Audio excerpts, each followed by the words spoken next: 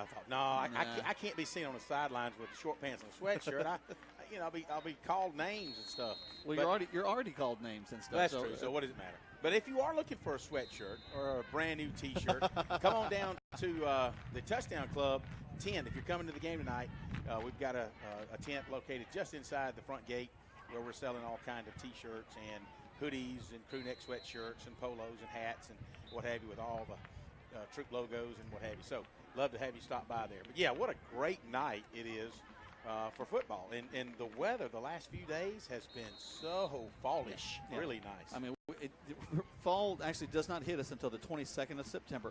So, officially we're out there, but it's already starting to give us little hints of it. There's I think some warmer weather in the next few weeks. Of course, our thoughts and prayers are going to the folks down in Florida and along the Panhandle as Irma seems to be taking a turn up, right, kind of the middle, maybe even going out into the Gulf.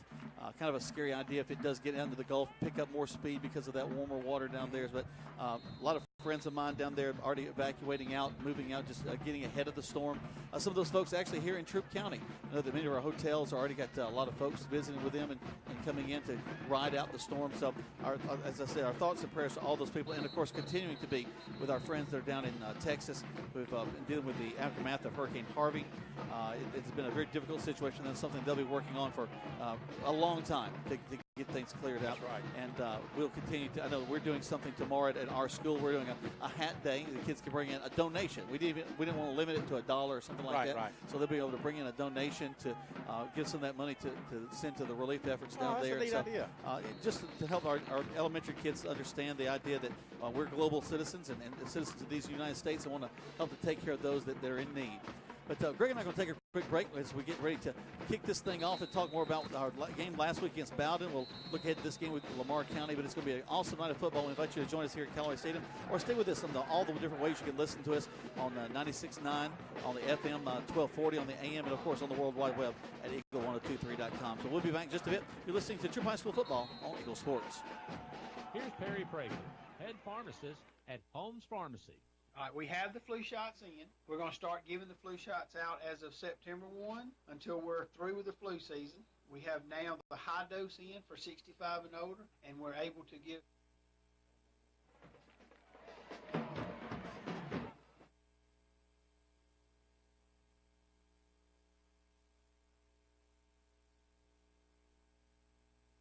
One, hello, 1, 2, that's it. 1, 2, 3. It just got knocked off. 1, 2. Get the right team. Emory Southern Orthopedics, well-trained, experienced doctors, nurses, and staff are that team. These teammates listen and understand your specific condition and provide high-quality hometown care that will get you back into your game. For more information about Emory Southern Orthopedics team, visit www.southernorthopedics.com. McLean Food Service is looking for you with immediate Class A route delivery driver positions available for their LaGrange Distribution Center with average earnings annually of $76,000 to $82,000. An A-Class CDL and 9 months of verifiable work experience are required. Visit joinmclean.com/LaGrange to apply. All positions with McLean requires a drug screening and background check. McLean Food Service is an equal opportunity employer. Deciding to sell or buy a home is a big step. To make sure it's the step in the right direction, choose the person best qualified to handle your real estate needs. Joel and Rob Upchurch have been breaking sales records every year since 1997. They truly are the real estate leaders in West Georgia. So take a step in the right direction. Contact Joel or Rob Upchurch at RE/MAX Results because they are dedicated to results and converting transactions into relationships. There's a storm coming. We may not know its path, but your independent auto owner's insurance agent knows no matter what happens, we'll be there when you need us most. Strong through every storm. That's how it's been for our first 100 years, and how it will be for generations to come. Mallory Agency at MalloryAgency.com. For all your insurance needs, it's the Mallory Agency. Now back to the field for more Troup Tiger football on Eagle Sports, WLAG 96.9 FM, 1240 AM, and online at Eagle1023.com. Nothing like the dulcet tones of Brett Thompson bringing us back in from break. We're here at Keller Stadium. A little bit more crowd noise there, if you can, Tucker. Find that happy medium. There we go. So we can hear them out there. We are excited to bring you Troup High School Tiger football. Greg, we traveled to Bowden, Georgia last week. I could tell this was a town that was going to appeal to me as we pulled into the downtown area. We hit Biggin's Barbecue. We look across the street. There's a gun store. We turn the corner, and there's another gun store downtown, and then another barbecue place within a quarter of a mile. So barbecue and guns in a half-mile square. It was just the perfect place for us. But then we got into a really neat little stadium there in Bowden, Georgia. We were welcomed by those folks. They did a tremendous job of helping us out there and feeding us. That was one of my favorite parts of the whole thing. But we also came away with a big victory. And not a lot of injuries for the guys. So just the kind of thing you want to do well, get some of the younger guys in the second half, and come away with a lot of positives out of that ball game. It did, and a lot of kids got a chance to play for the second week in a row. Is that you were able to pick up some significant playing time. We got a fairly decent lead in the fourth quarter, and we'd hoped to, as Coach G said earlier on Monday night's radio show, he'd hope to get more playing time. Right.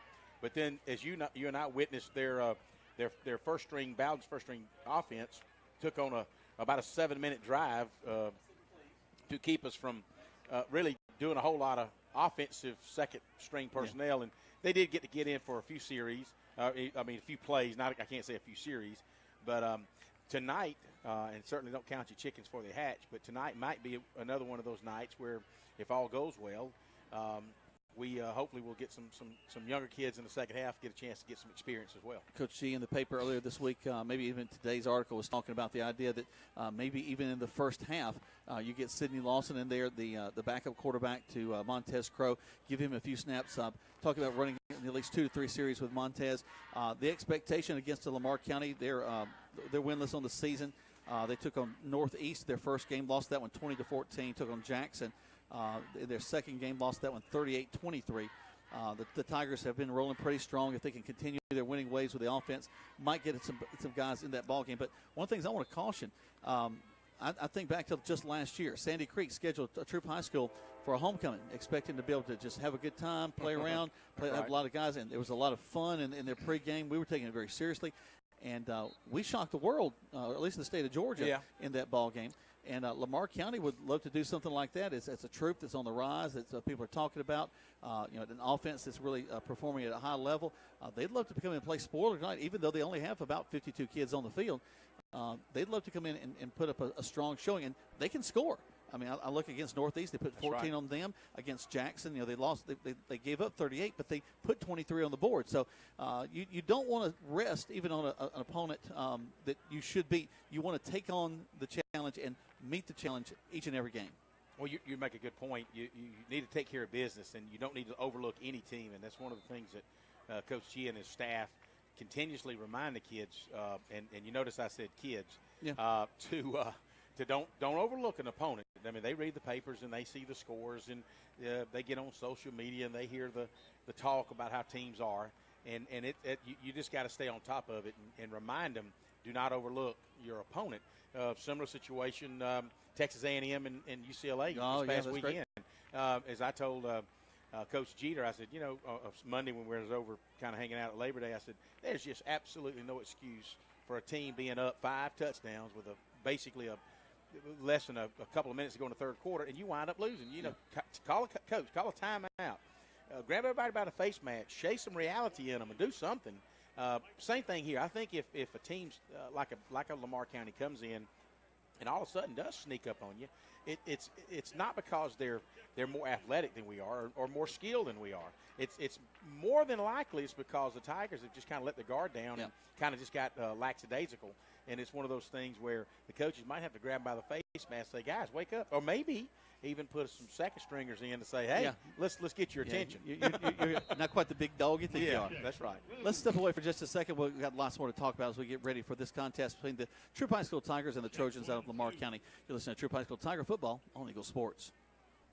Deciding to sell or buy a home is a big step. To make sure it's the step in the right direction, choose the person best qualified to handle your real estate needs. Joel and Rob Upchurch have been breaking sales records every year since 1997. They truly are the real estate leaders in West Georgia. So take a step in the right direction. Contact Joel or Rob Upchurch at Remax Results because they are dedicated to results and converting transactions into relationships. At WellStar West Georgia Medical Center, we believe teamwork makes all the difference in your health. We believe that skilled people can achieve higher standards and exceptional results. We believe in a game plan that's focused on patient safety and quality care. At WellStar West Georgia Medical Center in LaGrange, we believe in life well lived. To learn more about award-winning healthcare, visit wellstar.org/WGMC. Good food. Where do you find it?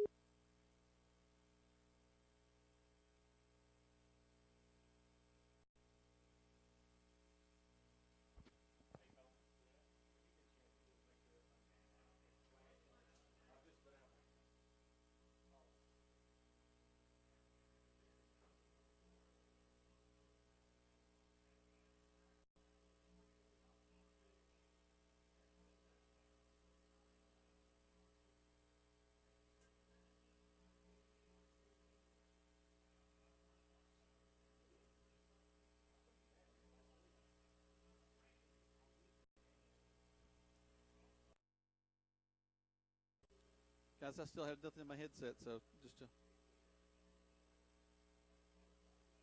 let you know.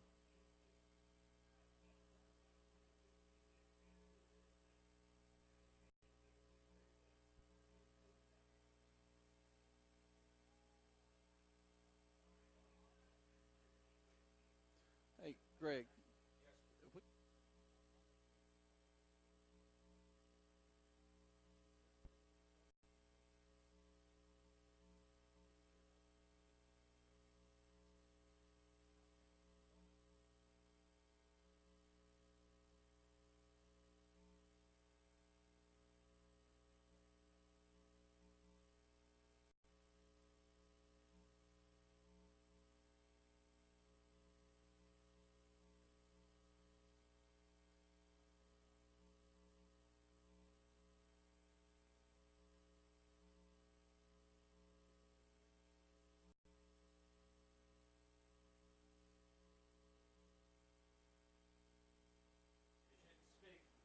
Speak, Jack.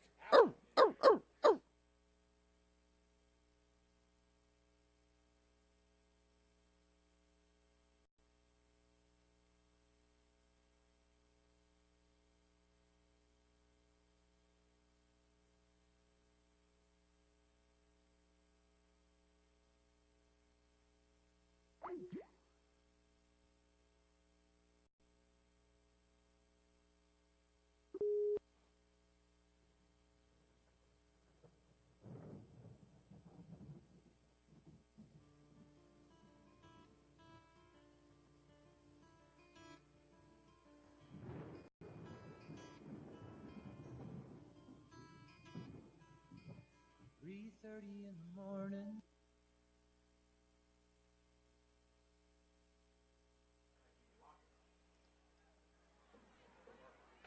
Okay, we've had some technical difficulties. Appreciate y'all being patient with us out there in radio listening land as we're getting ready for our national anthem. The band is getting out on the field. We're here at the Callaway Stadium as the Troup High School Tigers are taking on the Trojans of Lamar County. Our fourth game of the season. We started off, of course, with the victory against Hardaway as we kick things off here at Callaway Stadium back on the 17th of August. 31-28 was the win that game.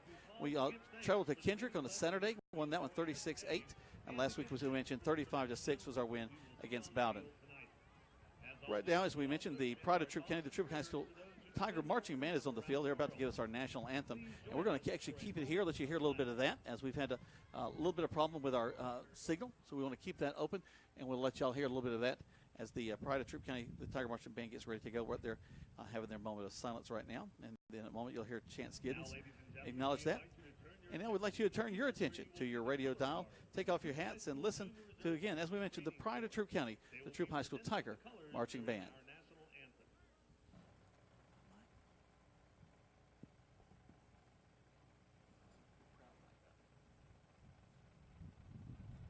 What you hear there in the background is the drummers as they're bringing in the colors from the scoreboard side of the field.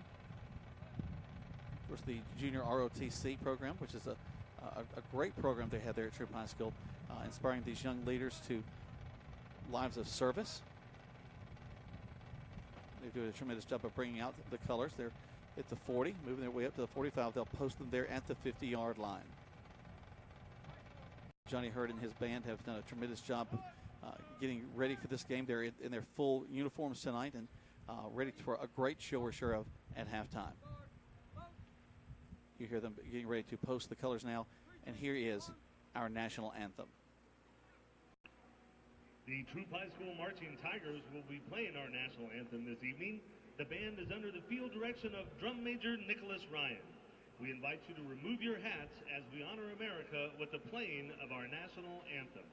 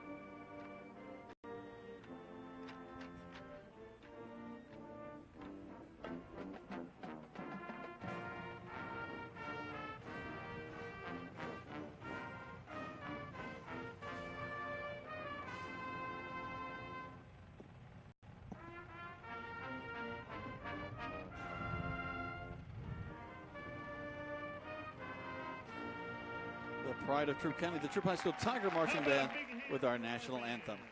We're going to step aside for just a moment, and only 2 spots back to the station, guys. Only 2 spots back. When we come back, we're going to talk more about this game, getting ready for kickoff live here on Eagle Sports. Deciding to sell or buy a home is a big step. To make sure it's the step in the right direction, choose the person best qualified to handle your real estate needs. Joel and Rob Upchurch have been breaking sales records every year since 1997. They truly are the real estate leaders in West Georgia. So take a step in the right direction. Contact Joel or Rob Upchurch at RE/MAX Results because they are dedicated to results and converting transactions into relationships. LaGrange Banking is growing. We've opened a new location in Columbus, and we've adopted a new name that reflects our community roots with an eye on the future. Welcome to Calumet Bank, offering personal and business banking services with the friendliness of neighbors. We work on your schedule, offering daytime business hours and a complete set of mobile apps. Day or night, we've got you covered. Calumet Bank, same great services from people you already know. Life is better at Calumet. Member FDIC, Equal Housing Lender.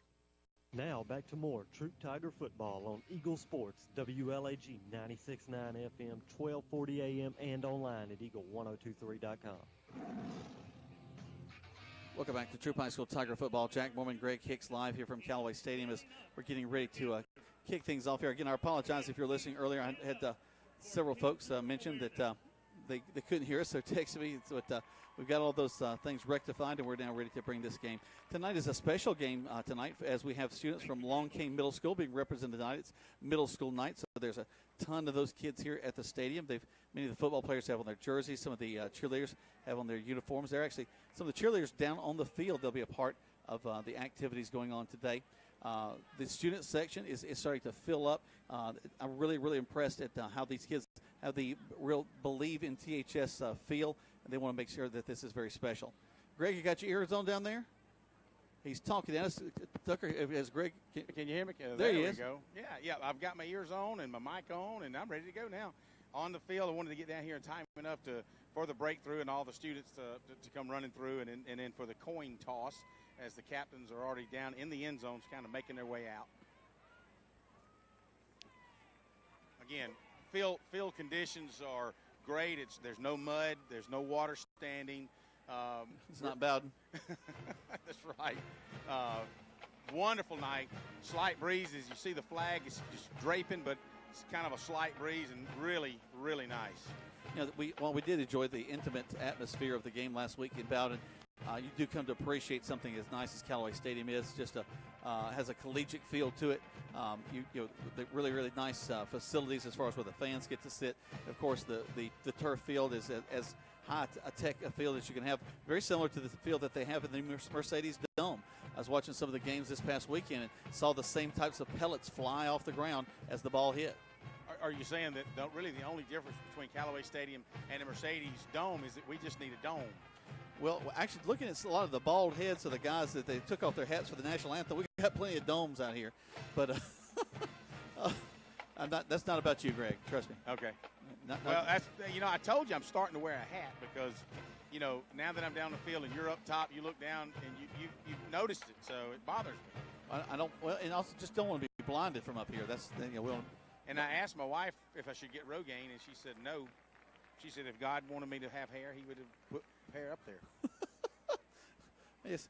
Well, the Lord does consider many things. I'm not sure if we were sitting around. Hey, what are we gonna do with Greg's hair, guys? Let's have a meeting. But I'm sure there were lots of meetings this week as the Tigers were preparing for Lamar County. Lamar County coming in winless in the contest that they faced earlier this season. But you and I talked about it a little bit ago, Greg.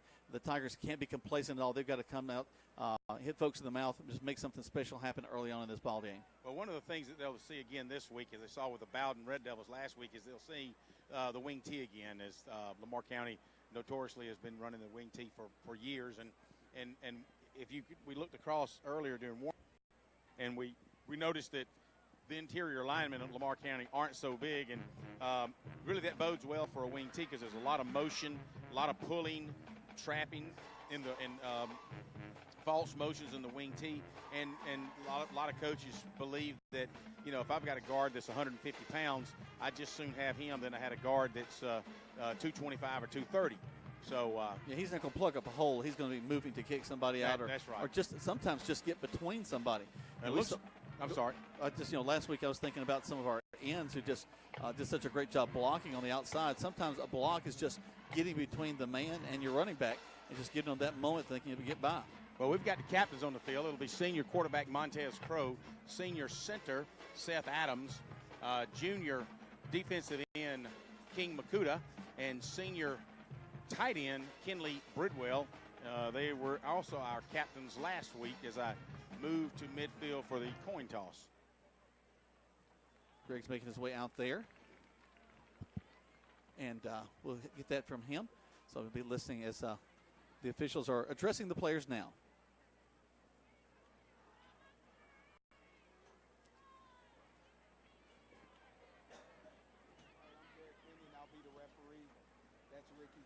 He'll be the umpire. Make sure that all your players stay properly equipped, and that we have good sports. Got a head. I got a tails. Listen and see what he's going to call before I flip it. Call tails up here. I drop it, I'll flip it again. So Lamar County has called tails. We'll see who wins the toss. All right. Heads. So the Tigers have won the toss. Let's see what Montez decides to do. They're going to defer to the second half, it looks like. Interesting. You know, the last 2 weeks, they've wanted to keep the football and start the game on offense. This week, they decided to just go the opposite direction and start on defense. Well, you know, Coach likes to keep folks guessing. So that's awesome. We'll see the Tigers come out, and they'll be defending the scoreboard side as we start the game. And they'll be kicking off to the Trojans of Lamar County. So that big defense will get a chance to start off the game. You know, Greg, so far in the games that we've played, the varsity, the starters have not allowed a touchdown. And in the past, I think 2 games at least, you know, we did have some, of course, against Hardaway. But the last 2 games, the second string did allow some points. But our varsity guys, our starters, have not. That's true. And that's, you know, you take pride as a defensive unit. You may go into the season with those type of goals, but certainly when you finish the first game and you realize, hey, you know, they hadn't scored, then you know, you just continue that momentum, and it kind of becomes your focal point as your defensive unit, especially your starting defensive unit. And a lot of times, like last week when the second string got in, they did a tremendous job with Bowden, but Bowden drove for 6.5 minutes and finally scored. But, you know, kudos again to the second team is, man, they played really well with, you know, nose tackle. Michael Freeman came in, and he was in the backfield a lot, and he's just a sophomore. So we're excited about seeing Michael play some more this, hopefully tonight. Yep, well, I hope to see a lot of these Tigers out here tonight. Let's go ahead and take 2 more. Actually, let's do 3 spots back to the station as we get ready for kickoff live here from Callaway Stadium on Eagle Sports. Some combinations were just meant to go together. Chips and salsa, refrigerator and freezer, the internet and cat videos. At State Farm, there's another combination meant to go together, home and auto, as in combining your home and auto insurance with one agent, which leads to another combination, saving dollars and cents. Your State Farm agent is here to help life go right. Combine home and auto and see how much you can save. Visit your LaGrange State Farm agent, Mabel Smith Sharp, online at letmabelquote.com. LaGrange knows leadership when they see it. As mayor for 4 years, Jim Thornton has proven he's a leader who cares, who unites people, and who gets things done. I'm Jim Thornton, and I'm running for re-election to keep bringing new jobs and businesses to our city, to maintain public safety, and to enhance the quality of life for all residents. I'm asking for your vote on November 7th for another term. Learn more about me and my plans at jimthornton.org. A vote for Jim Thornton is a vote for progress. Let's re-elect Jim Thornton for mayor of LaGrange. It seems like just yesterday, he was running around the backyard playing football with his little brother, dreaming about the big game. And now he's here. He's worked hard to make the team, and he's ready to take the field. And at Synovus, we're here to cheer him on. From meeting your personal and banking needs to pulling for the hometown football team on Friday night. We're proud to be a part of our community. We're Synovus, the bank of here. Member FDIC, equal housing. You're listening to Eagle Sports, WLAG 96.9 FM, 1240 AM, and online at eagle1023.com. Now back to more Troup Tiger football. Welcome back to Troup High School Tiger football. Jack Mormon, Greg Hicks, live here from Callaway Stadium, and the Tigers, Greg, are getting ready to kick the ball off. Yeah, I'm looking at the crowd, and man, is a great Troup crowd tonight for a Thursday night football game. We appreciate the way they travel to Bowden, and they've been filling the stands each game, and it's such a wonderful thing to see. They have traveled well. That's exactly right. There's the kickoff. Carson's going to get all the way down to the 5-yard line, brought up from the 10 to the 15, 20. Met with a wall of Tigers there at the 25-yard line. So a pretty good return for Lamar County, and they'll have the ball there at the 25-yard line. Lamar County, they're in their they are the Trojans. They're in a white top, white pants as well. They got a dark helmet, but I can see all their numbers. The Tigers, they're gorgeous uniforms, Greg, but they are dark letters on a dark shirt. They're gray on gray, and boy, they're hard to see from up here. It's called Stealth. It's a Russell jersey. It's called Stealth, and they've got stealth pants, stealth gray shirts, stealth gray numbers with a gold outline, with they're like the LSU stripes going across their shoulders on their shoulder pads. But yeah, we can see the numbers good down here on the field, but you and I in the booth's kind of hard to see. It's a little tough. Quarterback's number 18. We'll get his name for you in just a second. He goes under center to start things. Turn around, hands it off to his fullback in the backfield, and he's just folded up after a gain of about 2, 2nd and 8. Khalif Thornton on the stop from his nose tackle position. He'll have help from Joko Willis from his linebacking position as well, and as long with a host of other tacklers as well. Sun a little bright in my eyes as I'm getting the game started. One of these days we're going to get polarized glass that it won't matter if the sun is in our eyes. We'll be able to see right through it. But right now, the binoculars are helping, that's for sure. Back under center goes the quarterback. 2 backs in the backfield. Turns, going to hand it off to the tailback going around the right side. Cuts back inside and is hit hard. Wow, he's hit for a loss. They'll lose a yard to bring up 3rd down and 9, excuse me. Big number 8, Joko Willis from his linebacker position, read that real well. Penetrated the gap, stopped him for no gain. It'll be 3rd down and 8 from the, looks like the 28-yard line. Come on, Tiger fans, they call it 3rd and 9. I'm going to call it, say, 8.5 yards. So I guess you round up. That's that new math, right? No, you've always rounded up when it's half. Yeah, over 5, round up. Here they come. Lamar County. Quarterback's going to roll out to this near side after faking it. He's got someone all over him. And he's going to get the ball incomplete. Great coverage back there. Number 88 for the Tigers, Zy Varner, back in coverage. I tell you, that is a huge tight end. Their tallest guy on the team, number 27. He's a little, what they call a waggle route. He's kind of drifting in behind the linebackers, and he had it. He should have caught it, but I think he was ready to be popped, and it kind of slipped down his thigh, and when Varner hit him, it just kind of went loose on him. So 4th down for the Trojans. Well, he was definitely in traffic. They're set to punt the ball away. There's the snap. Gets the kickoff. And it's going to bounce down and take a bounce for Lamar County down to about the 31-yard line. They'll down it there, and that's where the Tigers will have it 1st and 10. 30 seconds back to the station right here on Eagle Sports. Georgia Medical Center. We believe teamwork makes all the difference in your health. We believe that skilled people can achieve higher standards and exceptional results. We believe in a game plan that's focused on patient safety and quality care. At Wellstar West Georgia Medical Center in LaGrange, we believe in life well lived. To learn more about award-winning healthcare, visit wellstar.org/WGMC.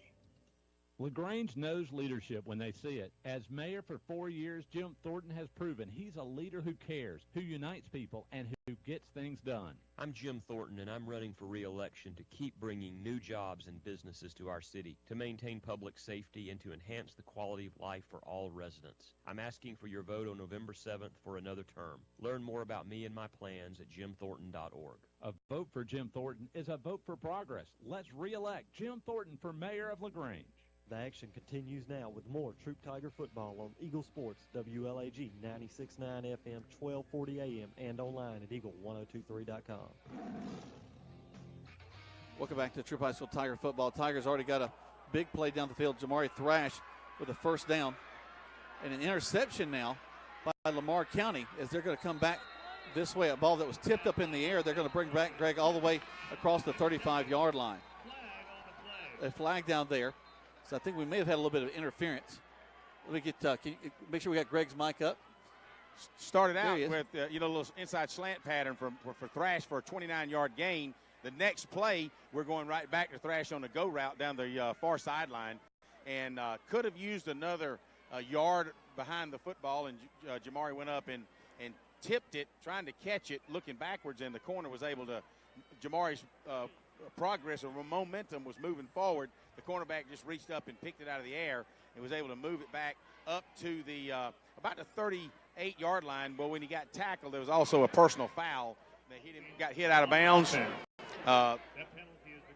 so, there's a holding on offense, a personal foul against the Tigers. So that'll move the ball on into Tiger territory. Right now it's on the 39-yard line of Lamar County. It should move it into about the 36-yard line of the Tigers. So after an interception and a penalty, Lamar County, as you mentioned, Greg, is going to get across the 50. And it's like they're going to mark it right at the 46. After the interception and penalty yardage, it'll be first down Trojans. All right, so here we go. Lamar County now, they went 3 and out the first time with the ball. They're going to get quickly another set of downs, and they're right over the ball. The quarterback, number 18, and again, we'll get you his name in just a second, as we're having a little bit of technical difficulty with some of the stuff here.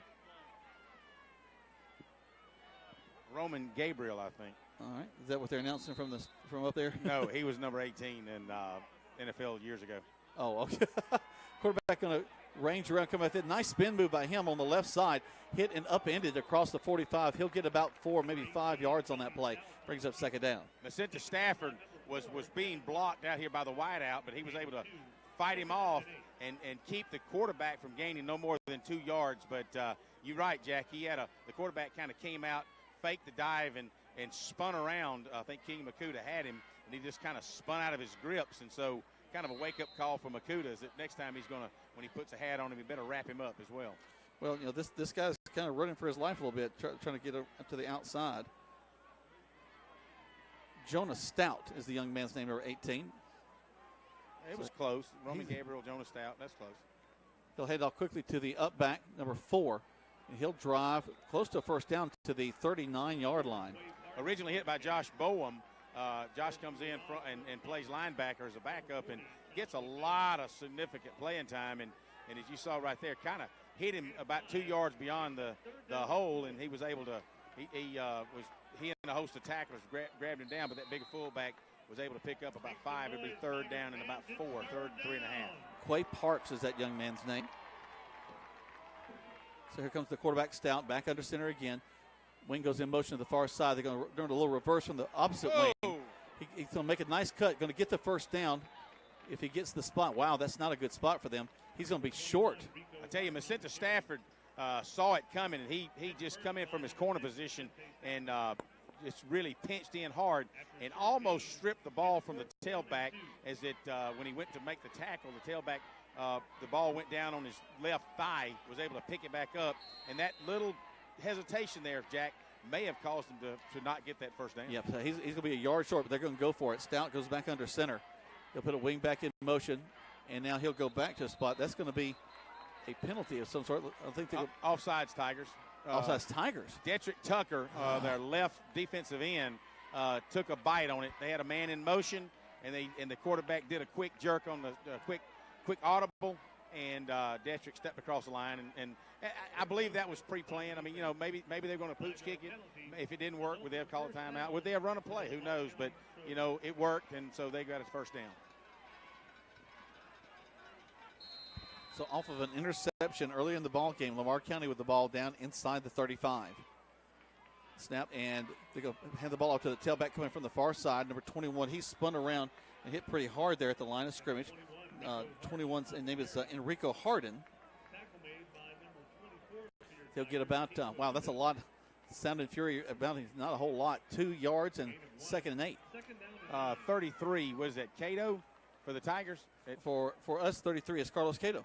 Cato has made the tackle. I heard Chance giving King Makuta credit, but Cato's the one that made the tackle if anything, Makuta would have got an assist. So Cato from his middle linebacking position really read that well. He stepped up good the last couple of weeks. Stout puts a man in motion for the far side. Turns, going to hand on the inside trap. They get some yardage for them in the middle of the field and finally brought down. And trying to see who that is that made the tackle there. Detrick Tucker from his far side tried to chase him down. That's a little, again, this wing tee, a lot of misdirection, a lot of crisscrossing. Well, that was an inside trap from a offside back from the backside. He came in and reversed his pathway across the grain and was able to pick up about 12. It'll be first down as the Trojans are on the move. And, you know, we talked in the pregame about a wake-up call for the Tigers. You can't overlook somebody like the Lamar County, and if you do, you're going to get woken up real quick.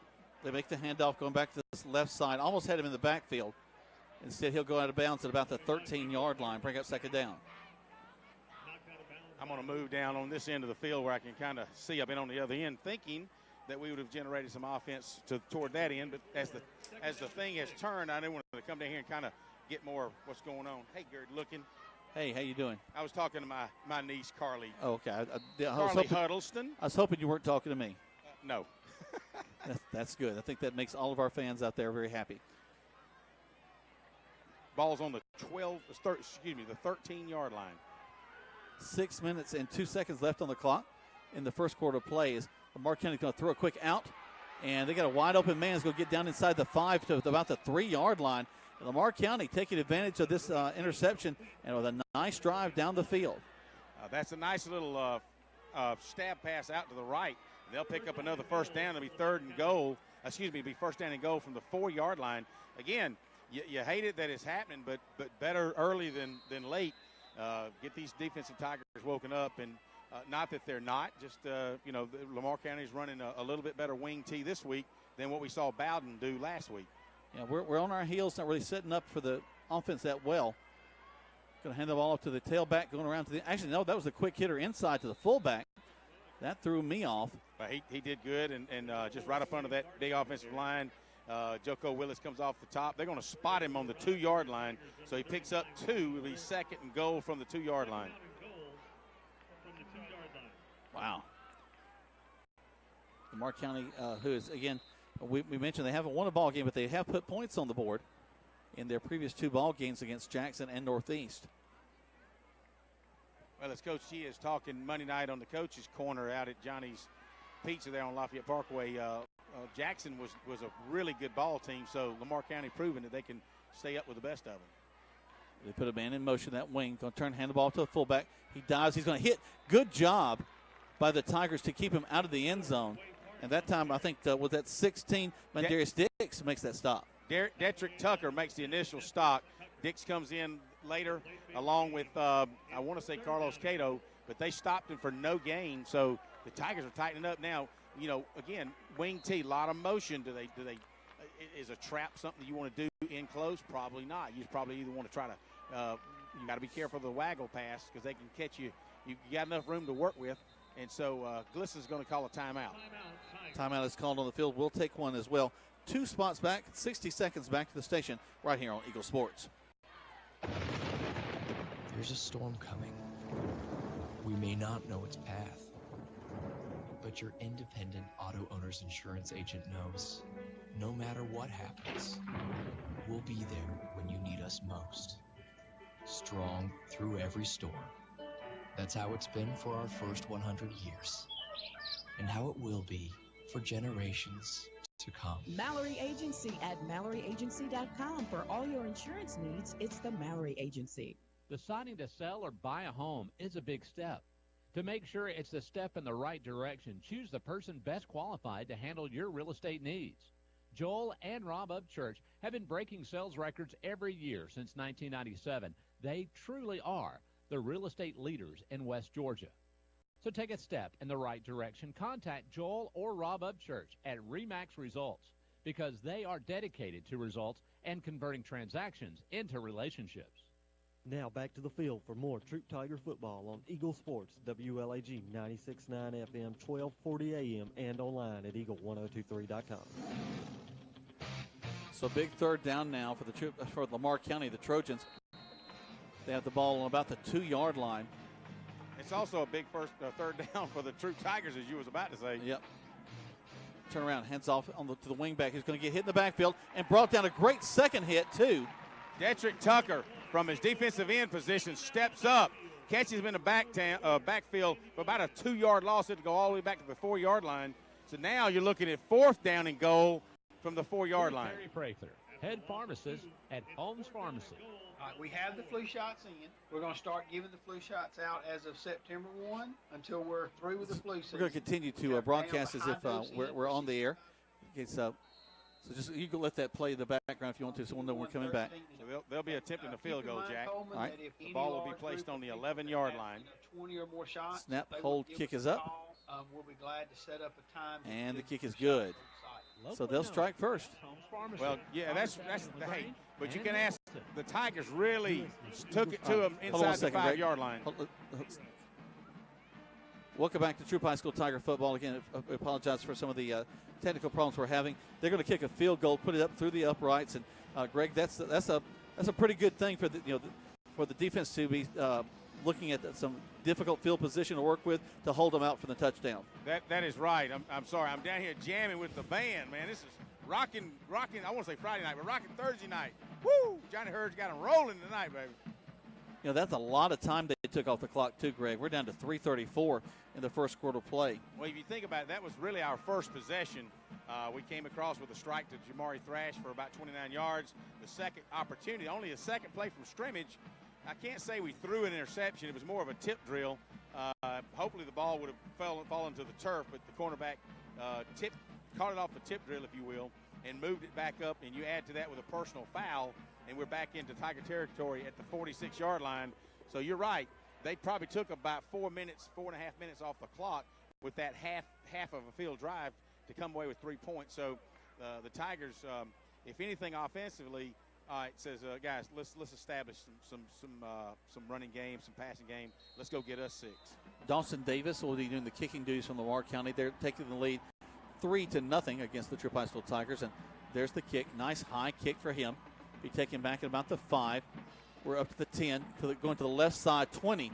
Looking for some space to the 30. Still on his feet. And will be brought down at about the 32-yard line. The Tigers will come out, and the offense will have it there 1st and 10.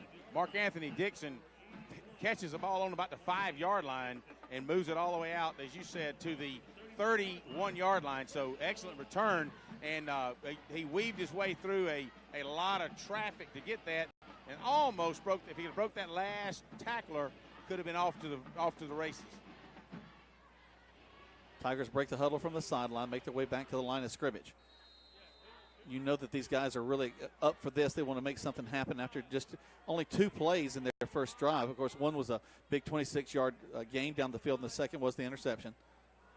So Troup has a man to his right, takes a snap, hands the ball off, and we're going to get about maybe 3 yards off of that to the 35, 2nd down.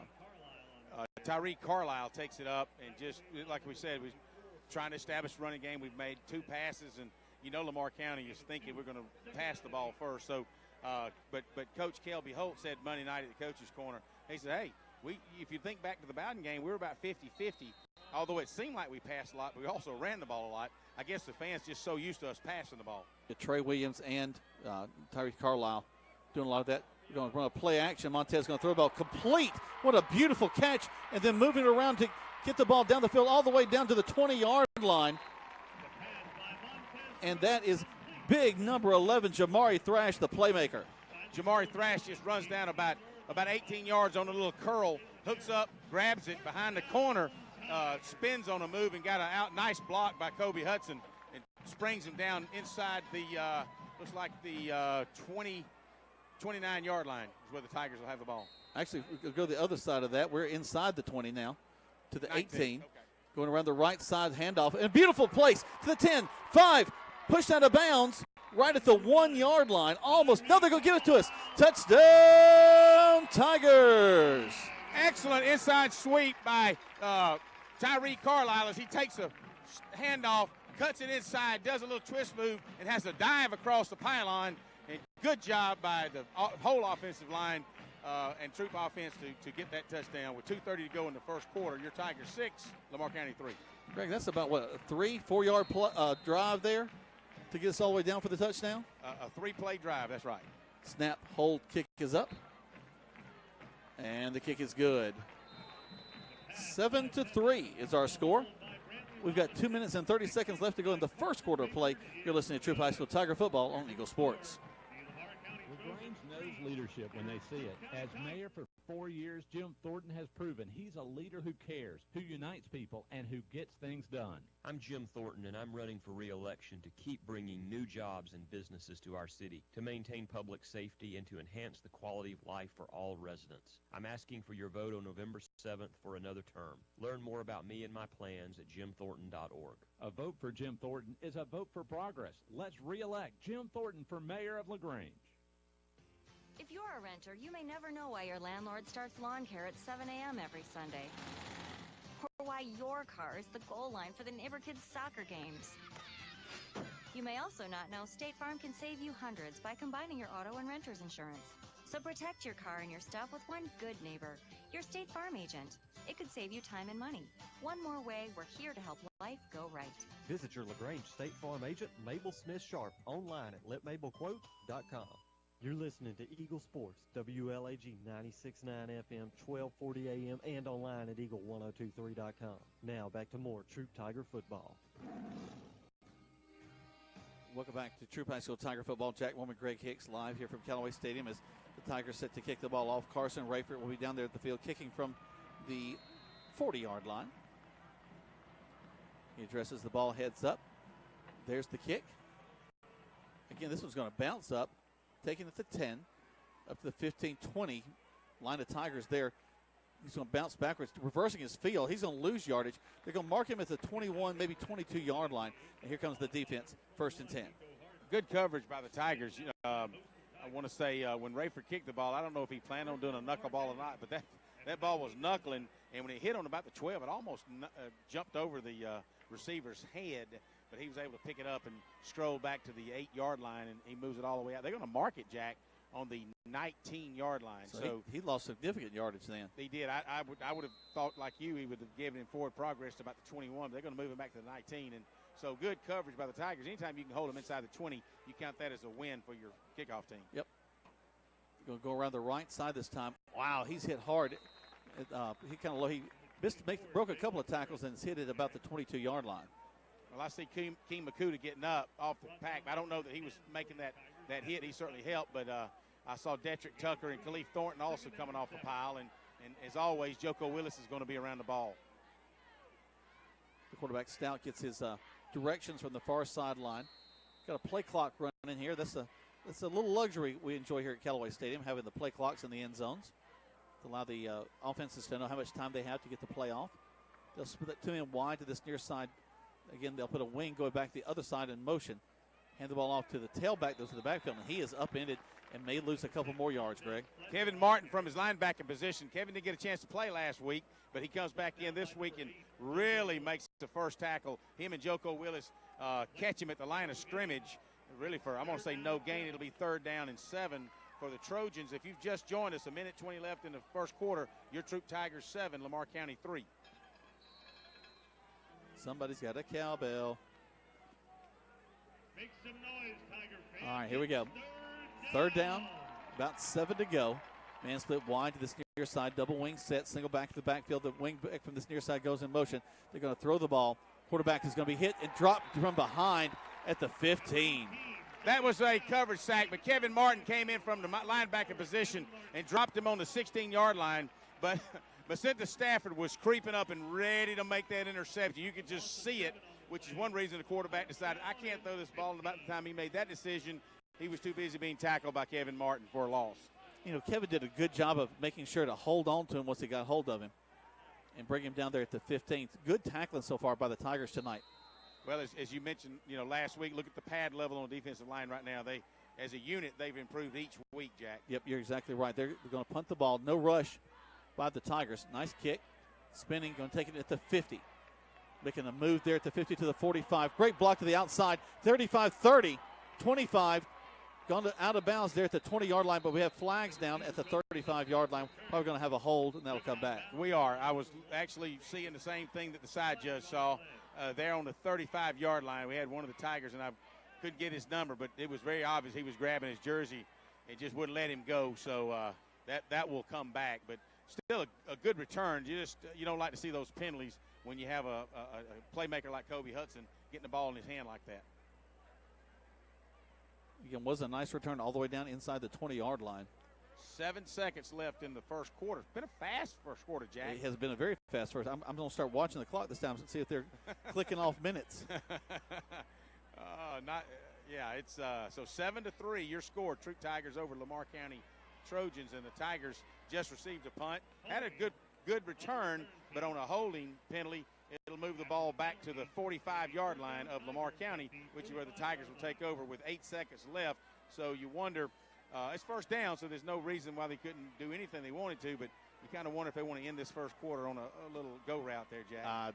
I know Coach Kelby Holt, they're putting trips to the top. I would not be within his realm of possibility to throw it right to the end zone right here. And we've got Sidney Lawson, the second-string quarterback. He's in there taking a snap. Sidney bounces off his head. Ball is loose, and the Tigers have caught it in the air. And that's not the way we really wanted to end things, but good job by Sidney to catch the ball that bounced off his face mask. And just as sure as I picked up on that, that's when you had the mistake made. And as often happens when you bring someone new in, just the timing's off, as that's what the case happens. But we recovered the football, and that's the way we'll have it as the second quarter starts in a moment. 7-3 is your score in favor of the Troup High School Tigers. We're going to take 60 seconds, 2 spots back to the station, and we'll bring back to the second quarter play live here from Callaway Stadium on Eagle Sports. There's a secret to beating injuries or ailments. Get the right team. Emory Southern Orthopedics, well-trained, experienced doctors, nurses, and staff are that team. These teammates listen and understand your specific condition and provide high-quality hometown care that will get you back into your game. For more information about Emory Southern Orthopedics team, visit www.southernorthopedics.com. Deciding to sell or buy a home is a big step. To make sure it's the step in the right direction, choose the person best qualified to handle your real estate needs. Joel and Rob Upchurch have been breaking sales records every year since 1997. They truly are the real estate leaders in West Georgia. So take a step in the right direction. Contact Joel or Rob Upchurch at RE/MAX Results because they are dedicated to results and converting transactions into relationships. Now back to more Troup Tiger football on Eagle Sports, WLAG 96.9 FM, 1240 AM, and online at eagle1023.com. Welcome back here from the Tigers now. And Coach had said in the paper, the third series he wanted to get Sidney Lawson in. He's done exactly that. Going to pass the ball, airing it out to this near side. And we try to come back for the ball. Our receiver's knocked down, but they're going to say probably he could catch it, so no flag on the play. Looks like Lawson might have tried to force that just a little bit. He knew it was where he had to place it under a lot of pressure. There's a possibility he could have checked off and tucked it and ran or looked in a different direction. But he's just got to get in sync with everything that's going on right now. And, Jack, I don't have the roster with me, but number 27 is lined up in the pistol position beside him in the backfield. 27 is Trey Williams. He's gone back to a different number tonight. He just changes numbers every week, huh? Yeah, he was 5 last week, and he's 27 tonight. He gets older by the week, right? His number goes up. Exactly. A little bit of high snap. This time we're going to hand it off, and wow, they're going to be in the backfield and get us right as soon as the handoff is made. Number 4 from their linebacker position was on a blitz, so you wonder if that was a missed assignment or what have you. But I'm sure they'll be looking at the tablet when they get back over to see what happened on that one. But that'll lose significant yardage. It'll be 4th down and 13 for the Tigers. So we'll have to punt the ball away for the first time tonight. Let's see if Carson Rayford, who will be standing on his own 32.5-yard line, let's see if he can punt the ball, either nail it inside the 5 or maybe put it in the corner somewhere. Tigers roll a couple of guys off on the sideline, and now they're ready. As Greg mentioned, he'll be on about the 32, punting from the right to left. Steps up, gets the kickoff. Nice high kick, kind of end over end. Fair catch called for there at about the 20-yard line. And that's where the Lamar County Trojans will have it 1st and 10. We'll keep it here as the teams come out onto the field. 7-3 is your score. The Trojans hit first and were able to get a field goal after the Tigers threw an interception, and there was a pretty significant penalty taken after that. Gave them really good field position, but the Tiger defense kept them to a field goal. And then in 3 plays to answer that, the Tiger offense goes down the field with Montez, and they're able to put the ball into the end zone. They get 7, so 7-3 is our score with 10:54 left to go in the second quarter. Good food. Here comes Lamar County. Find it, because when you spend your hard-earned money. Let it roll. Road to the Grange. They're playing that because they lost up. American-grown catfish, barbecue cooked to perfection, and with all the fixings to make it worth every penny. Rogers Barbecue is locally owned and run with care since 1945. Come eat with us Monday through Saturday from 11 to 9, or use our carry-out window. Rogers Barbecue, New Franklin Road, LaGrange. You're listening to Eagle Sports, WLAG 96.9 FM, 1240 AM, and online at eagle1023.com. Now back to more Troup Tiger football. Welcome back. Second down now for Lamar County. Tackle for a loss on their first play from scrimmage. This time they're going to get the ball back to the original line of scrimmage. Actually, almost back to the original line of scrimmage. Ball will rest now on about the 18-yard line. Tackle made by number 30, who's Jatavian Smith. Correct me if I'm wrong. That's Jack. correct. You got it. And Smith came in from his linebacker position and caught him really for maybe a yard gain, but they had already lost 2. So this 3rd down and 10, ball's back on the original line of scrimmage. He'll step back and have handed off the ball to his fullback, and not a lot there. Maybe get back across the 20, and that'll bring up 4th down and another punting situation for Lamar County. Kind of running right at Khalif Thornton. Khalif along with Kevin Martin and also Cato, and makes that tackle. They picked up about 2, so it'll be 4th and 8 as the ball's on the 20-yard line as Kobe Hudson moves back toward midfield to receive this punt. Not a pretty punt the first couple of times, so kind of wobbly, so he's playing a little short this time. Maybe he can catch it in the air. Here's the snap, steps up, gets the kickoff. We had a guy back there almost block it. So we hit down at about the 45. May have hit his foot, but Kobe's going to dive down on it and get it the ball down at the 45-yard line. I don't know. Coach G's looking at one of the coaches and like, what happened? And they both shook their heads. From my vantage point, I don't think it hit his foot. I just think maybe he's coming off now holding his hands up, and the coach is talking to him. I think it was he just reacted and felt like he had to get on the football, and so glad he was able to cover that football. He does, and here comes the offense now. Ball resting on the 45-yard line. They're moving right to left. And in back comes Montez Crow, stepping back in at the quarterback. He'll have Trey Williams in the backfield with him. He'll back up to pass, throw it across the middle of the field, complete to the 35, and he's just so automatic the way he throws that ball. Jamari Thrash with another great catch. Just on a little, he went down about 12 and then slanted inside, picks it up on the 40, moves it down to the 35. So the Tigers are on the prowl again as they move the ball inside Trojan territory. 7-3, your Tigers leading. We're inside 9 minutes to go in the second quarter. Tigers with the first down on the first play of this drive.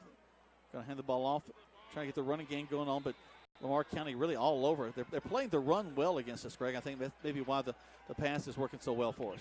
One of those things, and that was one of the, you don't, because Kelby Hope mentioned it Monday night, he's really not been using a lot of the RPO, which is a run-pass option, but he was reading it, and Montez decided to let him have it. He goes back when he watches the film, he's probably going to wish he'd have pulled it and either taken it himself or what have you, but the coaches also are trying to keep Montez from running the ball himself a lot this year as well. We're going to need his legs and him not getting hit in the ribs as we go further into the season. There's a snap, looking to pass, taking his time, throwing it down the field. He's got the same pass as before. Beautiful right there in the middle. Kind of, they've got deep coverage with just that little bubble there in the middle of the field, Greg, and another great catch. Thrash from his slot position on the far side runs down about 8. Does a little 45 angle slant, comes inside, picks the ball up on about the 18-yard line, gets tackled on the 11, and the Tigers that's a play that's working for them. So why not continue to use it if it continues to work for them as they have a first down yet again. Montez quickly throws the ball, throws to the corner. He's got a man back there, and looks like he's going to fall incomplete, just over the outside shoulder, but we're looking inside to start off with. He had to make a little move there. Pass was intended for Jamari Thrash. He was wide open, and I think when Thrash got up, he kind of slapped his hands because I think he knows that if he had turned in the outward direction, he might have could have caught that one. But at any rate, there was a pretty thrown ball, placed exactly where it needed to be. I think Thrash just maybe turned the wrong direction. Tigers do not huddle. They come right back to the line of scrimmage. Again in the backfield, Trey Williams will be the lone back. Just to the left in kind of an offset pistol. Montez in the backfield looking, throws it out to the end zone, and it's picked off. Pass intended for Smith as he comes in on a slant route, crosses the goal line, and Montez is dropping his head because he's going to tell him, man, I shouldn't have thrown that ball or could have led you a little bit more. Good job by the corner, though. He broke it about the time he threw the football, and I think Montez will take that next time and make that a complete pass. But sure enough, it was a pretty route. I know Kelby Holt's talking to Smith as he comes off now, but from my vantage point, it looks like it's a good route. Maybe Montez may have just slightly underestimated that corner's reactive speed. Well, the corner came in fast and just darted in front of the ball, full extension, was able to grab it, and now the ball's brought out for the 20 for Lamar County. Still 7-3, 7:43 left to go in the first half. So we haven't seen it a lot this year, Jack, but now in this first half of this game, we've already had 2 interceptions thrown by Montez. Really unusual. And a lot of movement down there. That's going to be, is it on us or them? That's the question. Well, I'm looking for the flag on the ground. I don't see it yet. Maybe they don't have to throw it. Yeah. Oh, they're going to call it a delay? I see a 0 on the play clock, so I guess that's why they call that. So they'll back them up. I see 22, 21, 20. I'm just messing with you. Just reset that sucker and let's roll. Try to get you some numbers, Jack. We've got a couple of underclassmen here on the defense unit now. They're doing some little movement in the line to try to throw us off. Hand off to the tailback, and there's nothing doing there. He'll lose a couple more yards back near the 10-yard line. Bring up second down. Detrick Tucker grabbing him, and just as he let him go, he's kind of shaking his head and saying, don't come my way. But along with number 30, Smith, I believe. That's Jatavian Smith. Yep. The Smith brothers, one on defense and one on offense, and both of them in a lot of action as we've seen over the last few weeks. Once again, Stout and his team come back to the field, man wide to the far side, wing back in motion, come back to this near side. They're going to throw the ball. They're going to throw, and it's going to fall incomplete down at the feet of the intended receiver. A name that I've called seems like every defensive play tonight. Detrick Tucker is all over the tailback coming out of in the flats. He's up here about the 15. The ball was thrown to him. Didn't really have enough zip on it from the quarterback, and really the tailback looked back kind of late. But it was a good play, but Tucker all over the tailback. A lot of time in the huddle. They'll whistle the play clock to begin to start. It will roll. We're counting down to 7 minutes now left to go. The clock stopped from the incomplete pass. 7-3 your score in favor of the Troup High School Tigers. Montez Crow has thrown 2 interceptions that are the difference in this ball game. And do we have a timeout or what we got going on down there? Some on the far side, the back judge or the side judge wants to come in and talk to the referee about something. She didn't, and I said she didn't advertise why she's coming in. She just needed to, of course, something's going on with the Lamar County coaches. They must have asked her a question. So, and the referee saying, go start the, that's what it was. You mentioned it, reset the play clock, Jack. Yep. Evidently that's resetting mighty fast, so they started back at 25. Gotcha. Stout once again back under center. Puts a man in motion, turns, fakes the handoff to him, rolls to the far side. He's got a Tiger all over him. He's going to just throw it out of bounds near the 30-yard line, but he had to, or he was fixing to get killed. Andy Boykin came blitzing through the line. Andy's about 6'3", and the quarterback for Lamar County maybe 6 foot with his helmet on. More than likely, he's about 5'10", and he was being chased hard by Boykin. He tries to throw it against the grain. It goes out of bounds, incomplete. So that'll bring up 4th down for the Trojans as their punter now will stand at his heels will be on the goal line. And a couple of snaps earlier, the ball hit the ground and scooted up to him, so anything can happen now. We have not been coming after it so far. We don't this time. There's the kick. It's going to bounce down and out of bounds on our side of the 50. It's going to be somewhere around the 34 to 36 yard line, as I'm sure they'll mark the spot. Well, it's going to be about the 36 yard line. You're right, Greg. So good position now. Maybe Montez and the offensive crew can come back in and try to capitalize on what they should have done last series here. So let's see what the Tigers. Well, one of the things that I've enjoyed about Coach Holt, Greg, is that he's not going to just drop to a conservative stance because we've got 2 interceptions in the ball game. Absolutely not. You can expect that we're still going to see the Troup offense do what the Troup offense does.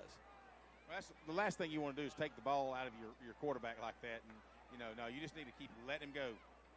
Montez steps back, going to fake the handoff, throw it to Kinley Bridwell. Bridwell, that's been his bread and butter all season long, just a tight end pass right across the middle of the field, makes the reception, first down to the 25. Hey, just a little, what I call a tight end ISO, and he comes across the middle, gets behind the linebacker, picks up 16 yards as it comes in across the 25 down to the 24-yard line of Lamar County. And I watched them at practice the other night, and they were going to Kinley a lot. And here in the pregame, during warm-ups, they was using him a lot. So he stands. He's got some excellent hands, as we've seen going back to last year, Jack. Greg, I think we had, 7 or 8 different guys that Montez threw to last week. Handoff into the line this time. Again, Lamar County playing the run well. We get about 2 yards on that one, 2nd and 8. One of the things, if you notice about Lamar County, they're blitzing with their linebackers occasionally. With the D-line, they're not really slanting. A lot of times you'll do a pinch or you'll do a slant. If you watch them, they're just playing our guys straight up, which what that allows them to do. If we've got and we do a lot of motion in our offensive line, a little decoy movement, and if they're playing a guy straight up, not chasing him, then they're sitting here ready for that run, and they just kind of be at the right place at the right time. 2nd down and about 9 for the Tigers. Crow going to hand the ball off, going to bounce to the outside, pick up some yardage there. Still on his feet, going out of bounds about the 10-yard line. Another first down for the Tigers. Probably just short of the 10. They'll probably mark him out at the 12, 11 and a half to 12-yard line. He broke a tackle to create that first down. Nice little sweep as he takes the handoff, turns it outside. I think over there is Hunter Bass and can't think of maybe Jay Brody Messer, but he gets outside for a first down. All on the backfield is Montez, going to throw the quick out, little stab pass, makes a move. Trey Williams makes a move to the 10, down inside the 10, and a big German suplex I tell you out what, of bounds over there. I'm standing right here on it. Yeah, it looked like Mr. Wrestler number 2 giving him a knee drip. But I tell you, Mark Anthony Dixon, we got a player hurt for Lamar County down the ground, but Mark Anthony Dixon takes he actually catches it on a lateral, but does a tremendous move and just drops the Lamar County defender really in his path. It's almost like they say break an ankle because he just juked him so hard. Was able to pick up about 5 yards, but as they got a Lamar County player down the field, and he looks like he's grimacing right now, Jack. Let's take 60 seconds back to the station. 7-3, the Tigers in the lead in this one. You're listening to Troup High School Tiger Football on Eagle Sports.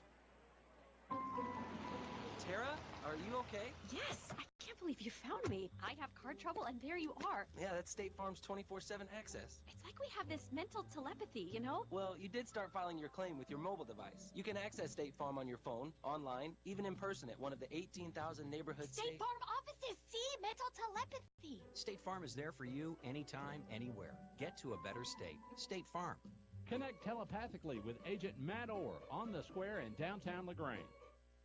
Deciding to sell or buy a home is a big step. To make sure it's the step in the right direction, choose the person best qualified to handle your real estate needs. Joel and Rob Upchurch have been breaking sales records every year since 1997. They truly are the real estate leaders in West Georgia. So take a step in the right direction. Contact Joel or Rob Upchurch at RE/MAX Results because they are dedicated to results and converting transactions into relationships. The action continues now with more Troup Tiger football on Eagle Sports, WLAG 96.9 FM, 1240 AM, and online at eagle1023.com. Welcome back to Troup High School Tiger football. 5:32 left to go in the first half of play. 7-3 your score. Tigers driving. A young man from Lamar County was injured on the last play. He's up on his feet and has made it to the sideline on his own. which is really great to see. On the near hash is where the ball is marked. Second down and about 5. We can get a first down inside the 2-yard line. Pistol set. Montez has a back behind him, and I believe that's going to be Tyree Carlisle. He'll step just to the right of him. And we're going to throw the tiny dump to Kinley Bridwell. Touchdown, Tigers. I think we talked about that a while ago, using Kinley Bridwell like that. He just comes right off the untouched, steps about 8 yards into the end zone. Montez steps up and gives it to him, and Kinley, sure hands, receives it. Touchdown at the 5:29 mark.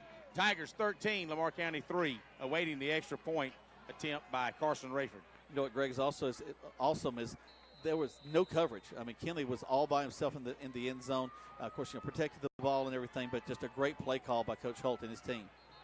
Well, that's just one more weapon, if you will, offensively, a receiver. A lot of teams don't use their tight end, but I tell you, with the hands that Kinley Bridwell has, he proved that last year. That's 5 wideouts at any time, plus the back out of the backfield, but just too much to defend sometimes. Let's take 30 seconds, one spot back to the station. The Tigers leading right now 14-3 with 5:29 left to go in the first half. You're listening to Troup High School Tiger Football on Eagle Sports. McLean Food Service is looking for you with immediate Class A route delivery driver positions available for their LaGrange Distribution Center with average earnings annually of $76,000 to $82,000. An A-Class CDL and 9 months of verifiable work experience are required. Visit joinmclean.com/LaGrange to apply. All positions with McLean requires a drug screening and background check.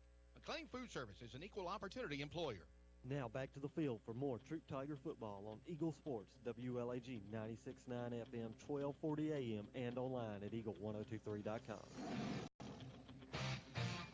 Welcome back. The ball will rest on the 40-yard line, and Carson Rayford will step up and kick it off.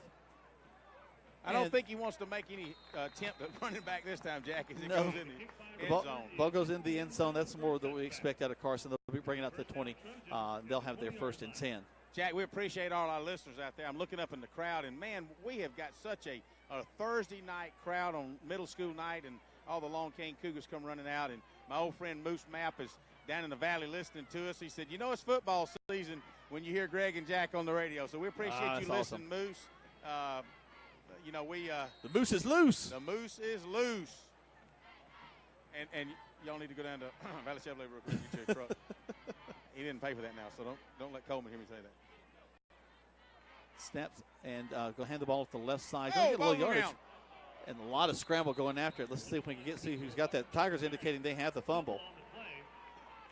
And we're looking for someone with a hat on to tell us that. Troup High ball. I want to say maybe Cato come up with that ball. I'm not for sure. That Khalif Thornton sure is slapping him on the helmet. So fumble. Actually, some of the best yardage they've gotten off a play running the ball. They got about 5-6 yards, and then it just kind of went all to miss there as the ball comes loose. The Tigers pick it up, have tremendous field position there at the 24-yard line. So, the Tigers have had a couple of interceptions and now a turnover, a fumble on the first play, offensive play this series by the Lamar County Trojans, and now the Tigers trying to put another score on the board before halftime, Jack. Montez back to pass, going to throw it down the field. Complete and touchdown, Tigers. Jamari Thrash straight down the middle from his inside slot position. No slant, anything, just straight down. He turns around. Montez hits him on the 5. He sidesteps the free safety, number 1. Didn't really want to hit Thrash. Thrash just sits in the end zone for another touchdown. Your Tigers 20, Lamar County 3 with a 5:16 to go until halftime. One play drive, 24 yards, and we put it in the end zone. Thrash is just having a remarkable ball game tonight, Greg. I tell you what, he's certainly happy, and he's becoming. We're going to run the fire here, and almost. Well, Paul falls incomplete, so they'll miss that. Almost. Kinley Bridwell was wide. It was open. Brantley Robinson and coach is getting on him hard. I don't know if that was planned that way or what, but Brantley's a good little athlete. He just couldn't quite get out. He was trying to throw it sidearmed.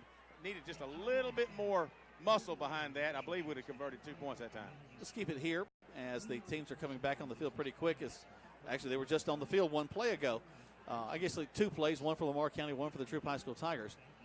A fumble recovery turns into more points. 20-3 is your score with 5:16 left to go. And, Greg, we talked about really wanting to see some of these younger players, and this is exactly what we want to see is get some points on the board, get a comfortable lead so you can get some of these young guys in the second half. Well, I was just talking to Stuart Smith. He's with the Troup County Sheriff's Office, and he's always down here on the sidelines as I come down. And I said, while I go at break, I said, we were kind of hoping to have this thing put away, and all of a sudden, boom, we scored 2 more touchdowns. And so 20-3 as Carson Rayford kicks it.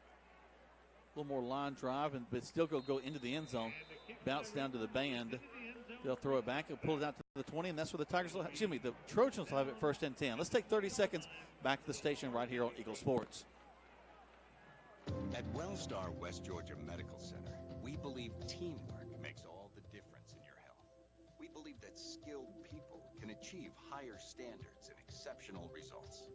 We believe in a game plan that's focused on patient safety and quality care. At Wellstar West Georgia Medical Center in LaGrange, we believe in life well lived. To learn more about award-winning healthcare, visit wellstar.org/WGMC. You're listening to Eagle Sports, WLAG 96.9 FM, 1240 AM, and online at eagle1023.com. Now back to the field for more Troup Tiger football. Welcome back on a 1st down play. Mandarius Dix is just going to dive all over the running back and tackle him for a loss of 1. Give kudos to Josh Boehm. He's in there from his linebacker position, number 40. He came up and all the guys were patting him on the helmet. I tell you, he's not a starter, but man, he is certainly a reliever. He comes in quite a bit as he moves down to the defensive tackle position. He's a go-getter now. Stout, the quarterback, will go under center to put a man in motion. Turn, fake the handoff. He's going to pass the ball. Got a man in his face. He spins, and then he's hit. Wow, he's hit and brought down hard. This time by number 40 for the Tigers, and that's Joshua Boehm. I just mentioned his name. I'm telling you, he was all over the place. Now, he came in and mopped it up and put the lick on him. I believe that Khalif Thornton and King Makuta actually was under a lot of pressure, but Boehm came in and absolutely nailed him to the turf. So 4:04, the clock's ticking. Your Troup Tigers, if you're in and out on the radio, you need to hang out for a little while. Troup Tigers 20, Lamar County Trojans 3. Yeah, Greg, that's what happens a lot of times is you got one good play that sets somebody up and another guy comes and finishes it off for you. That kind of teamwork is so important. Going back to the left side, hand off to the tailback on a sweep. And we're going to string it out. He'll get back to the 20, which is the original line of scrimmage. Brings up a 4th down from there. There's a flag on the play here, Jack. And I believe what happened is the 2 wideouts, you probably had a illegal shift. You had 2 wideouts over here on the near side over where I am. And over on the other side, they were too busy shifting. These guys over here talking to each other, pointing down the field, and all of a sudden the ball snapped. And so, as you can see now, that's what's going to happen. So that's a loss of down. It'll be 4th down and 10 for the Trojans. Actually, looks like we're going to decline it. The referee was holding up It should be 4th down, but we're going to. It was 3rd down, and they moved the ball up on that drive gets it across it's the 20. So it's fourth now down. 4th down. It was 3rd, now it's 4th, but we declined the penalty, so they'll be punting the ball away. Again, not a lot of height. It's always end over end punt, which is the most challenging to handle. He's got looks like more like number 30 in the back, and Kobe, not even Kobe Hudson's even back there this time. Nope, it's Jatavian Smith.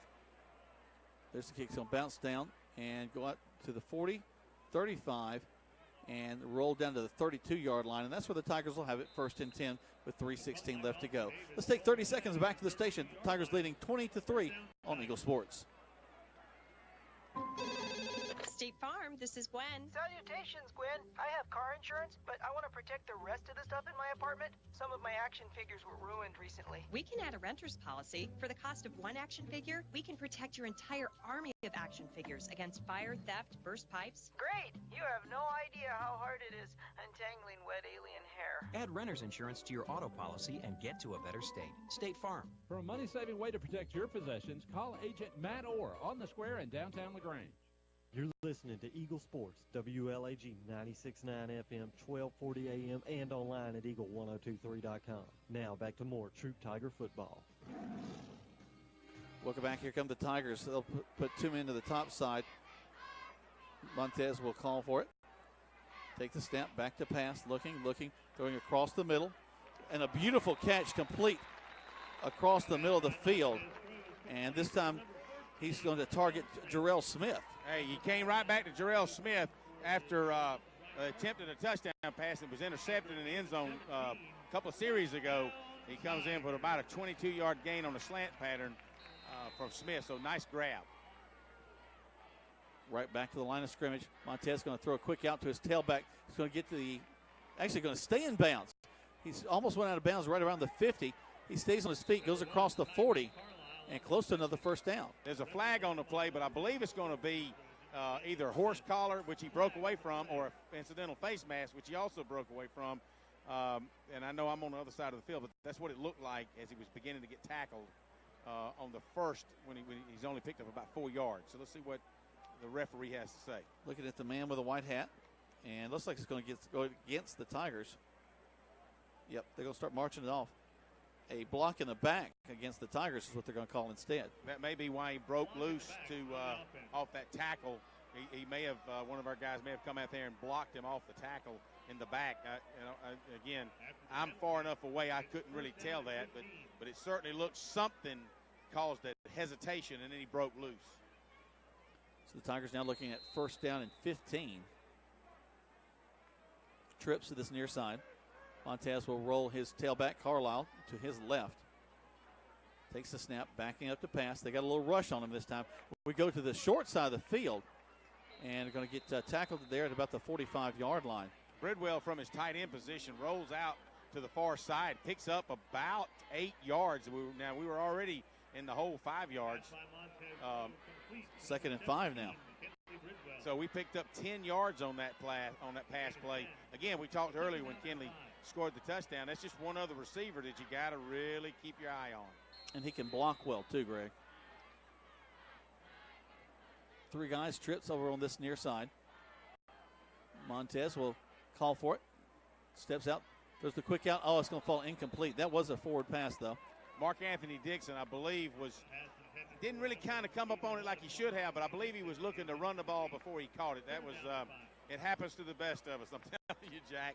Well, he saw some daylight ahead and thought, oh my goodness, this is fixed to be awesome, and then, oops. Well, you had Hudson out here that had his guy covered real well, and you had, and I want to say maybe he had Smith inside the slot guy, and he had his guy covered.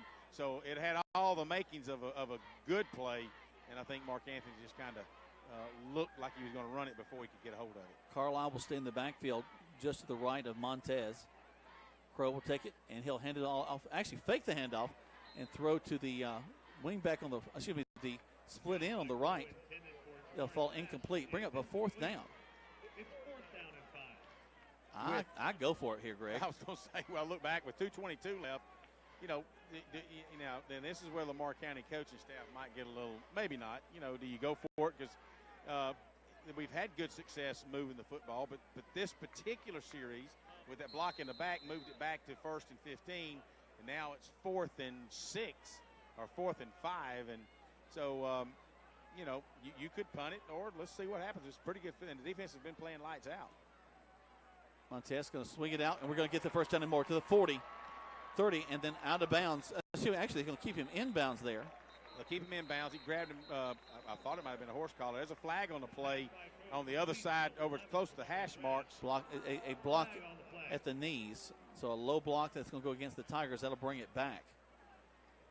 As I watched the offensive line, Gabe Hubbard and Colby Harry and Riley Bowles, Seth Adams, and Jay Brody Messers as they're making their way back. And I'm sure the coaching staff and would like to know, all right, who we're going to credit that block below the knees for. Well, reminiscent of last week against Bowden, as we had, I think 7 plays, and 5 of them were holding calls. That's correct.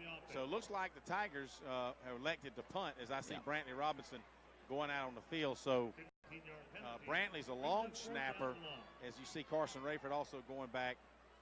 getting in his punt position. Yeah, he'll stand back at about the 25-yard line and punt from there.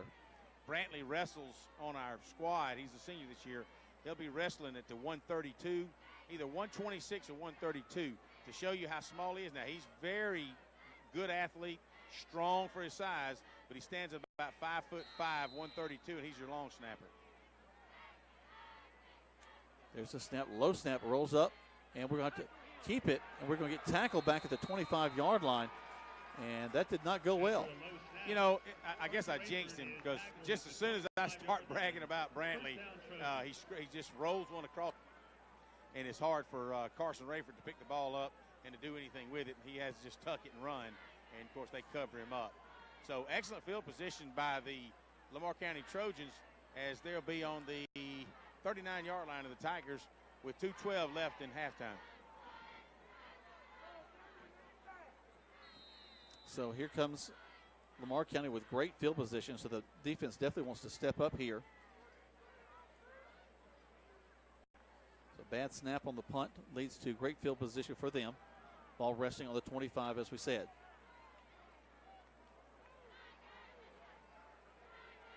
Tigers leading 20-3 with 2:12 left to go. They're going to fake the handoff, have someone in the face of the quarterback. He makes one guy miss, throws it down, and it's complete. No, we'll say he stepped out of bounds at the 3. Well, the ball actually hit the ground. He actually dove for the ball, coming back to it, but he actually hit the ground. So, of course, again, defensive line had penetrated, and the quarterback was scrambling to get out of the way for sure. Oh, he was hit hard as he released the ball too.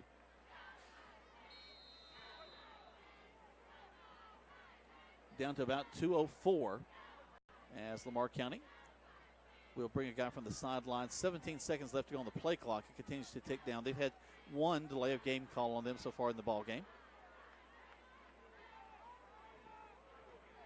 They'll send 2 men wide to this near side. They'll make a shift and bring another man. Now put a man in motion back to this near side. Run a little reverse. Our first guy misses him, and we're going to knock him down at about the 20, check that 18-yard line. He'll go out of bounds. That'll stop the clock with 1:57. Makuta had him in the backfield, but just kind of slipped out of his grip. It'll bring up 3rd down and maybe a yard as the ball rests on the 17-yard line. 3rd down and 2. Actually, 3rd and 2. They've got to get to the 15 as the clock stops at 1:57. Your Troup Tigers up 20-3 as we still have 1:57 until halftime. They slowly break the huddle. So far, Lamar County's only scored with a field goal. That's an option for them. Fakes the handoff. Quarterback going to throw the ball. And in and out of the hands of the intended receiver. He had an opportunity to catch that one, Greg. So did I. I was over here on the sidelines. I was all set up, but the ball boy jumped in front of me, intercepted it. Otherwise, I would have got that one. You tell little Munkus don't do that again. Actually, yeah, he was wide open. Just could have, again, twice that play has been there. Twice the quarterback hadn't had quite enough muscle behind it, enough arm behind it. So you either got to release the ball earlier or just make sure you throw it a little bit harder. We're going to have a little offsides by the Tigers. We were so excited trying to make something happen, and Andy Boykin jumped off sides, and that'll give an automatic first down. Now, you know, we were looking at 4th and 2, so that was really something that shouldn't have happened. 4th down, you know, they were going for it. They weren't trying to kick a field goal, and it's just one of those discipline things, or should I say lack of discipline. Right. So a new set of downs for Lamar County, but the time is dwindling to 1:52. Tigers come to the line of scrimmage. They put a man in motion. Going to do the little inside drive. And oh my goodness gracious! Wow! I don't know that they'll want to run that outside trap again. Little scissors and Joko Willis. Man, did he read that? He came up and met him at the line of scrimmage and just put the waylay on him. You could hear everybody in the stands react to that hit. That's the kind you want to have happen if you're that linebacker. Well, it's a good clean hit too, Greg. Just, you know, straight up, 2 young men, and one young man gets the better of the other one. Oh, shoulder pad to shoulder pad, yeah. But it just happened that Joko had more momentum, and the tailback went on his back. So it'll be 2nd down and 9 as the clock continues to run. 1:10. Looks like Lamar County is going to call a timeout over here. They take a timeout. We take one as well. 60 seconds back to the station. 2 spots. A minute 10 left to go. You're listening to Troup High School Tiger Football on Eagle Sports. Deciding to sell or buy a home is a big step. To make sure it's a step in the right direction, choose the person best qualified to handle your real estate needs. Joel and Rob Upchurch have been breaking sales records every year since 1997. They truly are the real estate leaders in West Georgia. So take a step in the right direction. Contact Joel or Rob Upchurch at RE/MAX Results because they are dedicated to results and converting transactions into relationships. There's a secret to beating injuries or ailments. Get the right team. Emory Southern Orthopedics' well-trained, experienced doctors, nurses, and staff are that team. These teammates listen and understand your specific condition and provide high-quality hometown care that will get you back into your game. For more information about Emory Southern Orthopedics team, visit www.southernorthopedics.com. Now back to more Troup Tiger football on Eagle Sports, WLAG 96.9 FM, 1240 AM, and online at eagle1023.com. Welcome back there. Quarterback's going to roll to his left, throw downfield. Has the man open at the 5, and it's just going to fall out of his hands. He just does not make a good catch there. Quarterback's rolling across the field against his body, if you will. So he has to try to throw on the run. Well, he actually throws it behind number 4, his tailback, who had stepped out in the flats, and he had to spin around to try to catch it, and just was unable to hold on the ball. So 3rd down and 9. That was a 4-second play with minute 6 to go in the halftime. Man in motion back to this near side. Fake the handoff. Quarterback's going to roll to his left again. Throw back across his body. A lot of guys in the end zone, and he makes the catch. So that'll be 6 for Lamar County. Excellent catch by the tailback who had snuck down the middle, just kind of sat quietly and then took off down the middle. He goes about 5 yards in the end zone, reaches up with one hand and makes that catch. And he's immediately hit by the secondary of the Tigers, but he held on. So give kudos, give credit to that wideout or that tailback from Lamar County, number 6, who makes a tremendous catch. And that'll bring the score of the Tigers 20, Lamar County 9, awaiting their point after try. Snap, hold, kick is up. And the kick is good. 20-10 with 59 seconds left to go. Enough time to put more points when we come back. You listen to Tiger Football. 30 seconds back to the station on Eagle Sports. There's a storm coming. We may not know its path, but your independent auto owner's insurance agent knows. No matter what happens, we'll be there when you need us most. Strong through every storm. That's how it's been for our first 100 years. And how it will be for generations to come. Mallory Agency at MalloryAgency.com. For all your insurance needs, it's the Mallory Agency. You're listening to Eagle Sports, WLAG 96.9 FM, 1240 AM, and online at eagle1023.com. Now back to more Troup Tiger football. Well, 59 seconds are left in this first half of play, and I'll tell you what, Lamar County, if anything, they are taking advantage of opportunities that the Tigers give them. A buffed snap, and Carson Murphy was tackled back to the 25. They get to score. They get an interception and get a short field, and are able to score on that one too with a field goal. So 20-10 is your score, and Lamar County's going to kick it off all the way down to about the 5-yard line. We bring it up to the 10, to the 20, 30, down the sideline to the 40, and out of bounds at about the 44-yard line. Good job by Mark Anthony Dixon. As you're right, he picks it up on the 5-yard line and absolutely turns on the speed. The cornerback almost had him, reached out for him, and he turns it up, churns it out to about the 45-yard line is where they'll mark the football. So good job. Actually going to bring it, mark it on the 42. 42, yeah. But, you talk about the ebb and flow, Jack. Andy Boykin also with 4th and 2 jumped off sides, which gave them a 1st and 10 with, under a minute to go inside the 15, which that didn't help any. So we've been talking down here on the sidelines about how we're just out of sync. It's just one of those games that you can't get in the rhythm right now that you want to have, Trips to the right. Montez will take it, throw it, complete to Williams, who will get to the 45-yard line. A game of about 2, maybe 3, second and 7. Tried a little bubble screen with Trey Williams, and they was excellent backside pursuit by the Lamar County linebacking core. A lot of time, it was on the short side of the field too, so makes it even more challenging to run that little quick screen. Timeout call on the field. Let's just take 30 seconds back to the station right here on Eagle Sports. Here's Perry Prather, head pharmacist at Holmes Pharmacy.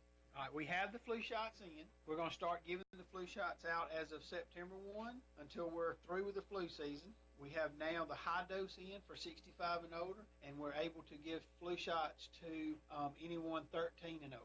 And keep in mind, Coleman, that if any large group of people that has, 20 or more shots, if they want to give us a call, we'll be glad to set up a time to do the flu shots on site. Locally owned. That's Holmes Pharmacy, Commerce Avenue on LaGrange and in Hamilton. The action continues now with more Troup Tiger football on Eagle Sports, WLAG 96.9 FM, 1240 AM, and online at eagle1023.com.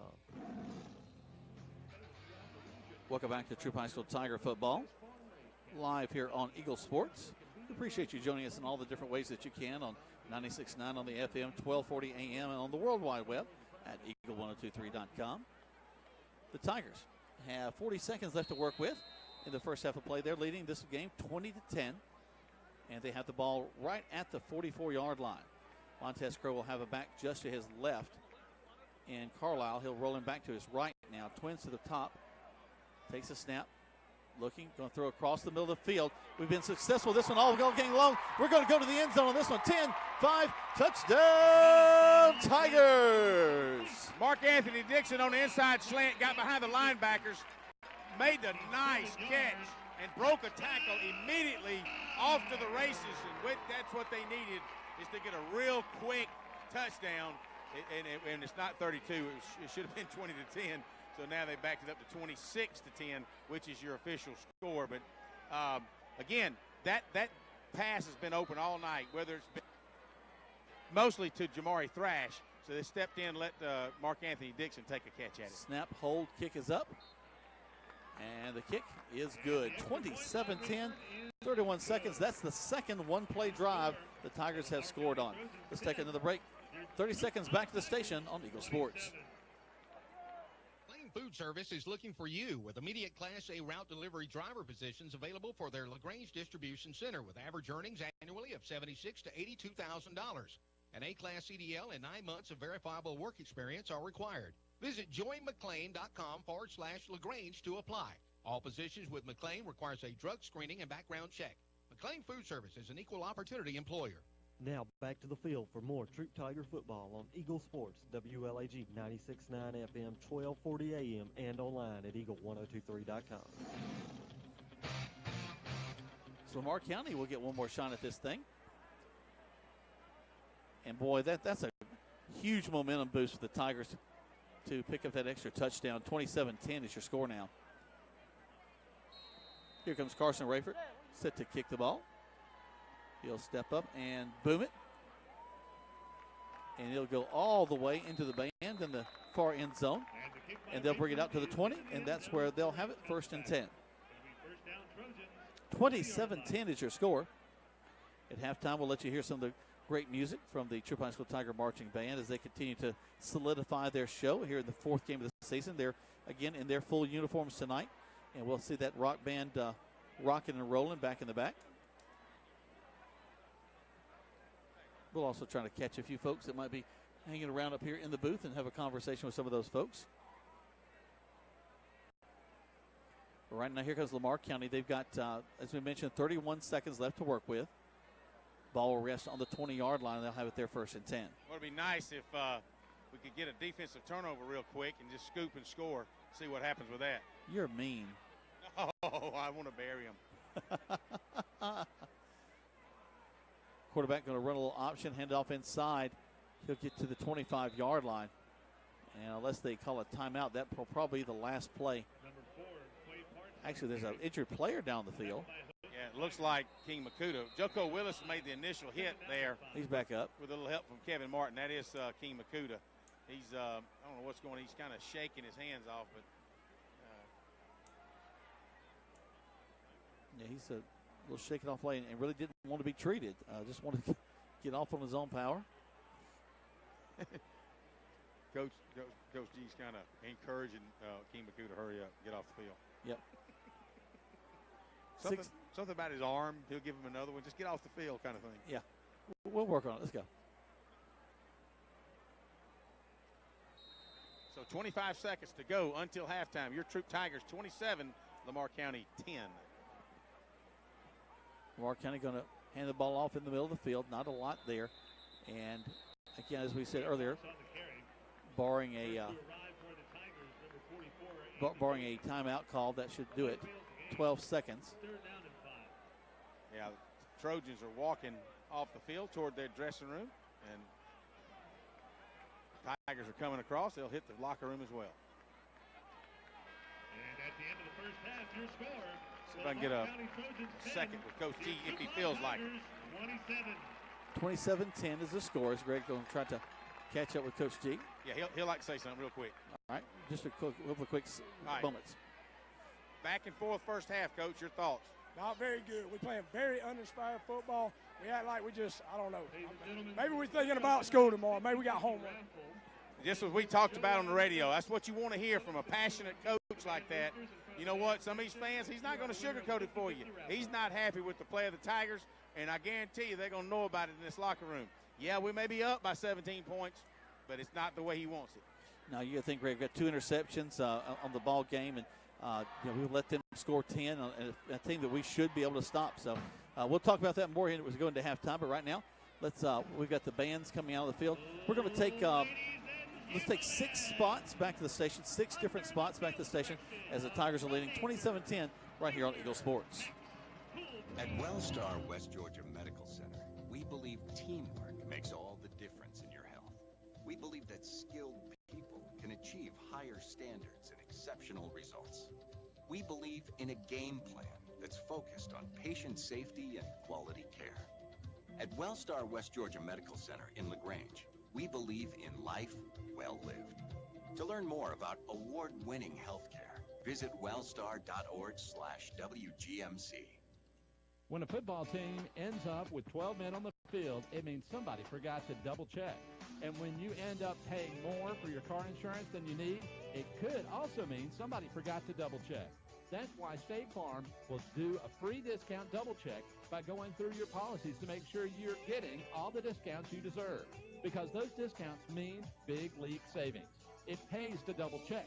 Call your State Farm agent, Matt Orr, on the square in downtown LaGrange. LaGrange Banking is growing. We've opened a new location in Columbus, and we've adopted a new name that reflects our community roots with an eye on the future. Welcome to Calumet Bank, offering personal and business banking services with the friendliness of neighbors. We work on your schedule, offering daytime business hours and a complete set of mobile apps. Day or night, we've got you covered. Calumet Bank. Same great services from people you already know. Life is better at Calumet. Member FDIC, Equal Housing Lender. Deciding to sell or buy a home is a big step. To make sure it's the step in the right direction, choose the person best qualified to handle your real estate needs. Joel and Rob Upchurch have been breaking sales records every year since 1997. They truly are the real estate leaders in West Georgia. So take a step in the right direction. Contact Joel or Rob Upchurch at RE/MAX Results because they are dedicated to results and converting transactions into relationships. There's a secret to beating injuries or ailments. Get the right team. Emory Southern Orthopedics' well-trained, experienced doctors, nurses, and staff are that team. These teammates listen and understand your specific condition and provide high-quality hometown care that will get you back into your game. For more information about Emory Southern Orthopedics team, visit www.southernorthopedics.com. There's a storm coming.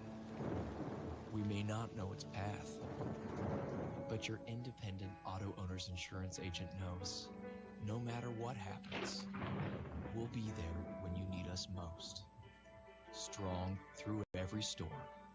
That's how it's been for our first 100 years, and how it will be for generations to come. Mallory Agency at MalloryAgency.com. For all your insurance needs, it's the Mallory Agency. You're listening to Eagle Sports, WLAG 96.9 FM, 1240 AM, and online at eagle1023.com. Now back to the field for more Troup Tiger football.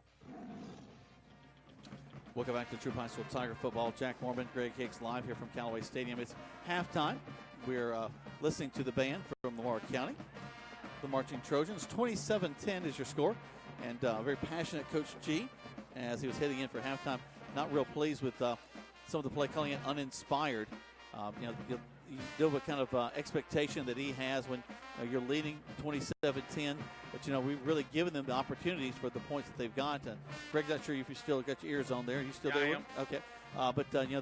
Really, we gave them those opportunities, short fields in both situations on an interception and, of course, on a muff punt. In both of those situations, we really put the defense in a difficult situation. But I think the coach has been very frustrated with what he's seen is maybe a little bit more yardage that they want to see out of Lamar County. Of course, there's been lots of 3-and-outs, but also very uncharacteristic 2 interceptions in this ball game for the Tigers. I was down here talking to Chance Giddens. Mama was talking about Tara Messer. Said, "Hey, would you tell Mr. Chance his name is Jay Brody, not John Brody?" I said, "Well, it's just on the roster wrong. That's okay. We got it fixed though." Attaboy. Solving world problems. Well, that's important. That's part of what we're here for. Well, you were talking about, I believe you're talking about possessions and what have you, but, we had a couple of miscues. Had a couple turnovers. Montez Crow throws that on the second play from scrimmage, throws an interception. Really off of a tip drill. You take that back. We were in the route for a touchdown. Then he throws one in the end zone, and it was attempted for Smith, and the little corner stepped in front, intercepted. That would have been another touchdown. But, as you mentioned, we've had a couple of one-play drives, which is good. But Coach G expressively said, I am not happy with our performance. Very lackadaisical. We're just not concentrating. Now, Coach Phillip gave praise to the offensive line just then. And, you've been watching it. They've been doing all right, except for blocking the back. Can't complain about that. Defensive line, defensive as a unit's been playing well. I think offensively we're just not clicking. And then, of course, when Boykin steps across and has a 4th and 2, and he steps off sides, and that was the second time that happened tonight. If you recall earlier, I think they were, I want to say, close to midfield in the first quarter, or early in the second quarter. We also jumped, gave him another first down. So I think those are the mental things that Coach G's probably upset with the most. Well, and he wants to see guys flying around the field. He wants to see the intensity, and I think that they, again, it's sometimes on a Thursday night game. That's a little bit difficult sometimes, getting up for a team that you're expecting to win against. But as we talked in the pregame, you can't sell out any team short. I mean, it's only 17 points different right now. And, with a couple of big plays, or miscues on our part, things could change quickly. The thing that the Tigers have going for them is their depth. And we talk about that as we get into the second half. Lamar County sitting over there with maybe 50, 55 ball players, and the Tigers sitting over here with 110 on the sidelines. And the staff starts to substitute in, you're going to see that you got fresh legs coming in, and it's just a matter of, it's a nice night, so you won't be cramping or anything. You'll just be physically tired, and teams like that just wear you down as much as they do out athletic you, if you will. So that may be a question that the Tigers have to deal with, or the Trojans have to deal with in the second half, is the amount of manpower that the Tigers throw at them. You're exactly right, Greg. Let's take a break. Right now, the Tigers are leading 27-10. We're here at halftime. We'll hear some from the Pride of Troup County, the Troup High School Tiger Marching Band, in just a few moments. You're listening to Troup High School Tiger Football on Eagle Sports. LaGrange knows leadership when they see it. As mayor for 4 years, Jim Thornton has proven he's a leader who cares, who unites people, and who gets things done. I'm Jim Thornton, and I'm running for re-election to keep bringing new jobs and businesses to our city, to maintain public safety, and to enhance the quality of life for all residents. I'm asking for your vote on November 7th for another term. Learn more about me and my plans at jimthornton.org. A vote for Jim Thornton is a vote for progress. Let's re-elect Jim Thornton for mayor of LaGrange. Good food. Where do you find it? Because when you spend your hard-earned money, you want good food. So the place you'll find that good food is at Rogers Barbecue on New Franklin Road in LaGrange, where they only serve American-grown catfish, barbecue cooked to perfection, and with all the fixings to make it worth every penny. Rogers Barbecue is locally owned and run with care since 1945. Come eat with us Monday through Saturday from 11 to 9 or use our carry-out window. Rogers Barbecue, New Franklin Road, LaGrange. Deciding to sell or buy a home is a big step. To make sure it's the step in the right direction, choose the person best qualified to handle your real estate needs. Joel and Rob Upchurch have been breaking sales records every year since 1997. They truly are the real estate leaders in West Georgia. So take a step in the right direction. Contact Joel or Rob Upchurch at RE/MAX Results because they are dedicated to results and converting transactions into relationships. Here's Perry Prather, head pharmacist at Holmes Pharmacy. All right, we have the flu shots in. We're going to start giving the flu shots out as of September 1 until we're through with the flu season. We have now the high dose in for 65 and older, and we're able to give flu shots to anyone 13 and older. And keep in mind, Coleman, that if any large group of people that has, 20 or more shots, if they want to give us a call, we'll be glad to set up a time to do the flu shots on site. Locally owned. That's Holmes Pharmacy, Commerce Avenue in LaGrange and in Hamilton. You're listening to Eagle Sports, WLAG 96.9 FM, 1240 AM, and online at eagle1023.com. Now back to more Troup Tiger football. Welcome back to Troup High School Tiger football. Just heard from the band. Great job by them from Lamar County. They've got probably about 50 to 100 folks over there that have traveled with them over from Lamar County. And now Barnesville, that's right. Thank you. You seem to be stuck. I was like, where are they? I've been there. We did the game there last year, and I just couldn't come up with it.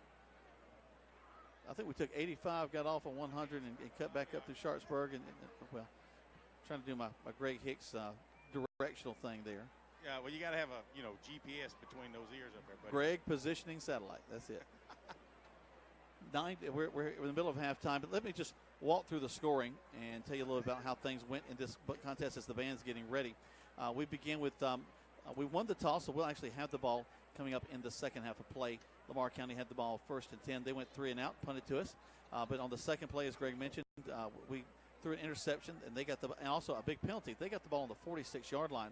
They drove down, and our defense, though, held up and was able to keep them to a field goal. So they scored first, 3-0, with 3:34 left to go in the first quarter. The Tigers, though, began their series. They started on the 19-yard line, moved all the way down to the 19, had a great pass down to there, and then a 19-yard pass was a first touchdown, and we were winning 7-3. Let's listen to that call as we were able to get a touchdown from the 19. Thought we had that cut, but I guess we don't, so we'll keep it here. So with 2:30. 20 now to the 18. Going around the right side, handoff. And a beautiful play. The 10, 5, pushed out of bounds right at the 1-yard line. Almost. No, they're going to get it to us. Touchdown, Tigers. Excellent inside sweep by Tyree Carlisle.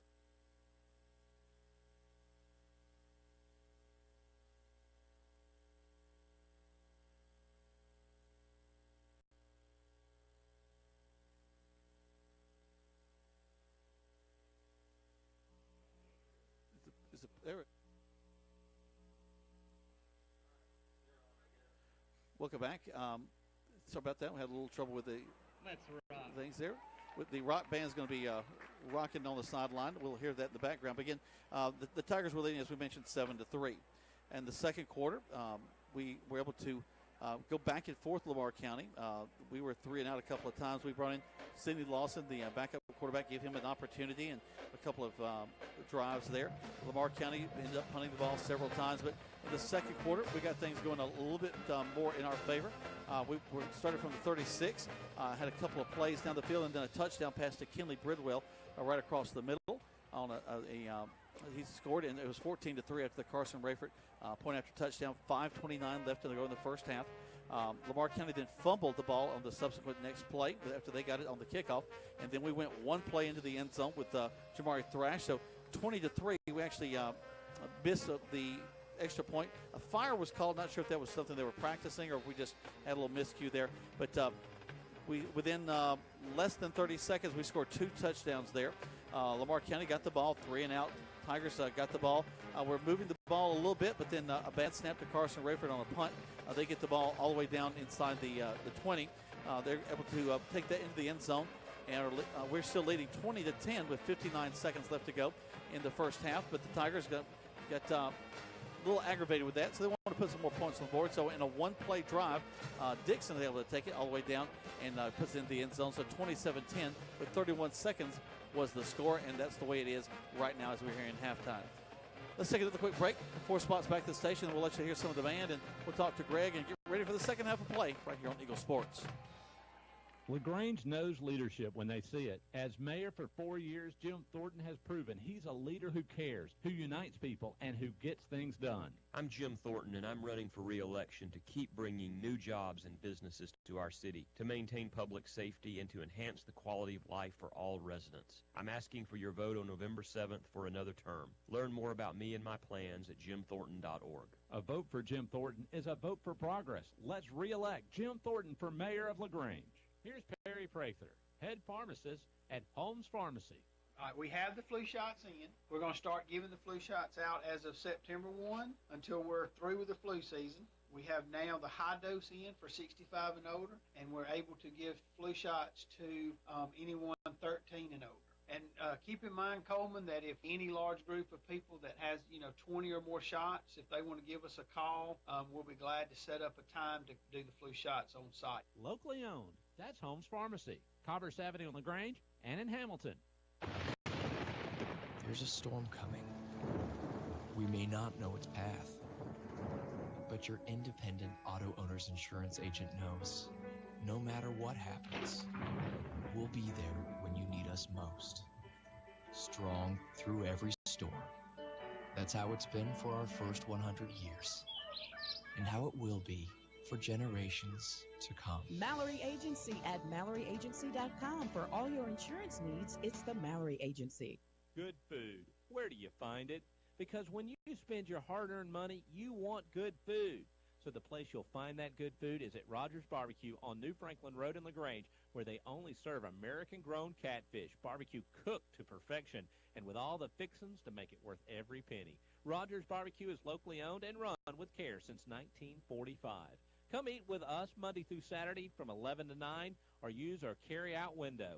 Rogers Barbecue, New Franklin Road, LaGrange.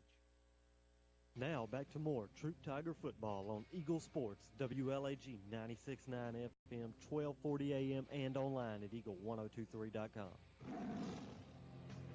Welcome back to Troup High School Tiger football. Jack Mormon, Greg Hicks live here from Callaway Stadium. And Tigers leading 27-10 here at halftime. The pride of Troup County, the Troup High School Tiger Marching Band on the field. We'll try to catch Band Director Johnny Hurd for a quick moment as they're doing a beautiful job on the field. We'll talk about the progression of this show as they're out in full uniforms tonight.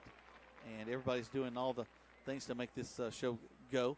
But, Greg, you and I were talking in the break that the Tigers have a real luxury in the number of receivers that we have that can really go out and get the ball all over the field. Well, when you talk about got me? Yeah. All right. We talk about Mark Anthony Dixon. You've got Jarrell Smith. You've got Kenley Bridwell from his tight end position. You got Jamari Thrash, who's just having a remarkable ball game. I tell you, it seems like everything's thrown at him, and he's becoming. I mean, we could easily say he's becoming Crow's favorite receiver, but then all of a sudden he throws 2 touchdowns to Bridwell. He throws a touchdown to Bridwell. He throws 2 long outs to Smith, and he throws another touchdown to Dixon has had huge ball games. Exactly. So, and you think the fans that are listening, it's like, well, so what about this Hudson kid? Well, he's out there. He's, but when things are going good offensively, and you can put him on defense or whatever, then you do that. And of course, as a young man, you're also trying to give him a lot of experience in different things. That's right. You want to get a punt returner, and also those fundamentals. Can you block? Yeah. Can you make somebody else better out on the field? That's true. And, and again, you and I were also talking the offensive line. Oh, my gosh. They have just improved so much week to week, and it's a cohesive unit. Guys like Seth Adams, a senior center, and then you've got Jay Brody Messer, and you got Riley Bowles, and you got Hunter Bass, you've got Colby Harry. It's Jay Brody. It is Jay Brody, that's right. And then you've got Gabe Hubbard. I just shook his hand. I was kind of patting all of them on the shoulders, and Gabe Hubbard grabbed my hand, like to put me to my knees, and I said, hey, that's what I want to see in wrestling now. Yeah. He wrestles with us, and Gabe Hubbard's just one of the nicest young men you'd ever want to meet. Doesn't say a whole lot, but I promise you, when he grabs your hand, you know he's almost a man now. But it's nice to see that happening. We talked about the defensive line, how the pad levels are low, and the defense has been playing really, really good each game over the last 3 or 4 weeks, and so we appreciate that. So anyway, just to say that, the kicking game, and then of course I called Brantley. I pulled Brantley off the sides while ago, and I said, man, just as I was bragging on you on the radio, and roll one back. He said he shook his head. And he really felt bad. He said, I know it. I said, that's okay. We'll get it back. But if I didn't know Brantley that well, I wouldn't have messed with him. But I know he feels real bad about it. But I tell you what, Tigers are up 17 points, 27-10. And let me get out of the way where you and Johnny can have a band moment. Well, as a former musician, I guess sometimes still a musician, did get a chance to march for the Pride of Troup County, the Troup High School Tiger Marching Band. But spent a lot of time with the band and was able to play. Johnny, I think the show's really come together. We got the rock band, they got the click track in their ears. I think that really was so nice tonight. The first song I thought was as together as I've heard it. Oh yeah, we were rocking and rolling at the beginning of the show tonight. It was really solid. I was pleased with that. Second tune was pretty good too. I actually felt like we could have had a little bit more from the rock band. I think that they were a little timid in there. And by the time we got to the third tune, I think the battery was really happy up there, and the drum line was ready to finish up the show, I think. But we'll get to our it's time for us to get snacks. Yeah, they have learned their part so well that now they want to see who can play it the fastest. So, but I was really proud of the show. Color guard, all the looks on the field. We got some lights that we added a little bit tonight. I saw that. Just a little extra flavor. That was fun. I know the kids like seeing the other band tonight. Get to see a little bit of jumping and shaking out there. Very classily done, though. Yeah, I think they did a real good job with that. When we have a small band, sometimes you got to do something different to keep everybody fired up, and I think that they did a good job. Also, just you mentioned your color guard. You've got some great folks that support you. I was looking at them in the program. I thought that the Matrix and the color guard were really very good tonight. They really were, and they've really worked hard. Our majorettes are fantastic up front. They look as good as they ever have. And the Tigerettes, we have that tradition of excellence there as well. And their work is just really second to none. I'm very pleased with what they've done. And I'm glad to have Trinity back there working with the rock band and helping take a little bit of that pressure off of me there. That's super important. And I was happy to have 4 tubas on the field tonight too, Greg, just for you. So that's the Greg Hicks scale. That's going to become a thing. It's going to become a thing. I don't think it's become. I think it's been there. Well, it's going to go nationwide. I think. Right. Yep. So. Yep. But I also got the uniforms out tonight. We got actually some football weather tonight, so they're not dying. I really have appreciated that from the kids' standpoint, that you really haven't pushed the issue of having them in the full uniform, still able to get out and perform and be behind the team. But you look so good tonight in the uniform. Oh, thank you so much. I'm really excited about that. We're happy to have the uniforms. We did wear them last week. We wanted to get them on their bodies last week so they could have an opportunity to make sure that everything fit appropriately before they got out here tonight. We're really, really thankful to all the band parents and the kids for getting out there and fundraising, for the support of the school, and for the support of the Callaway Foundation. Without the Callaway Foundation and without the donations of some other companies in town, we would not have been able to make that happen. Band uniforms are not cheap. No. And I mean, when you're looking at 100, 150, 200 uniforms that are $400+ each, that adds up quickly. And without the support of groups like the Callaway Foundation, we couldn't make it happen. So thanks, guys. If you're out there tonight, we really do appreciate you from the bottom of our Tiger Band hearts. You do have some of the greatest boosters in your band parents that support y'all in so many different ways. And we talk about some of the summer stuff they did and the camps that y'all held. They've just been awesome for y'all all the time. Well, they really have been, and they're all over the place doing all kind of stuff. They're out front selling programs and spirit items. They're up and down the stands doing water, making sure everybody's taken care of, that the uniform looks right, having plumes for halftime, feeding us, just anything that you can imagine. Every day they're at the school making sure that we have what we need, and it takes a village. So we're really fortunate to have those folks around us as well. Johnny Hurd, the band director for the Pride of Troup County, the Troup High School Tiger Marching Band. Just real proud of the effort that they have, and we're going to continue to enjoy them all season long. Thanks. All right, Johnny, we're going to step away. When we come back, we got kickoff live here from Callaway Stadium right here on Eagle Sports. buy a home is a big step. To make sure it's the step in the right direction, choose the person best qualified to handle your real estate needs. Joel and Rob Upchurch have been breaking sales records every year since 1997. They truly are the real estate leaders in West Georgia. So take a step in the right direction. Contact Joel or Rob Upchurch at RE/MAX Results because they are dedicated to results and converting transactions into relationships. You're listening to Eagle Sports, WLAG 96.9 FM, 1240 AM, and online at eagle1023.com. Now back to more Troup Tiger football.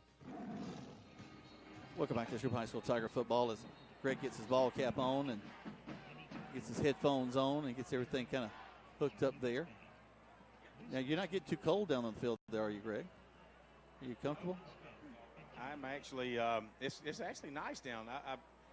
Last night, I thought, man, it's going to be a little chilly out here tonight, but maybe just the fact that we're moving up and down and rocking and rolling the offense and balls have been up and down the field, so I'm not just standing in one place, and I don't really see anybody breaking. Well, as soon as I say that, some lady puts on her jacket down here, but maybe she's just cold-natured.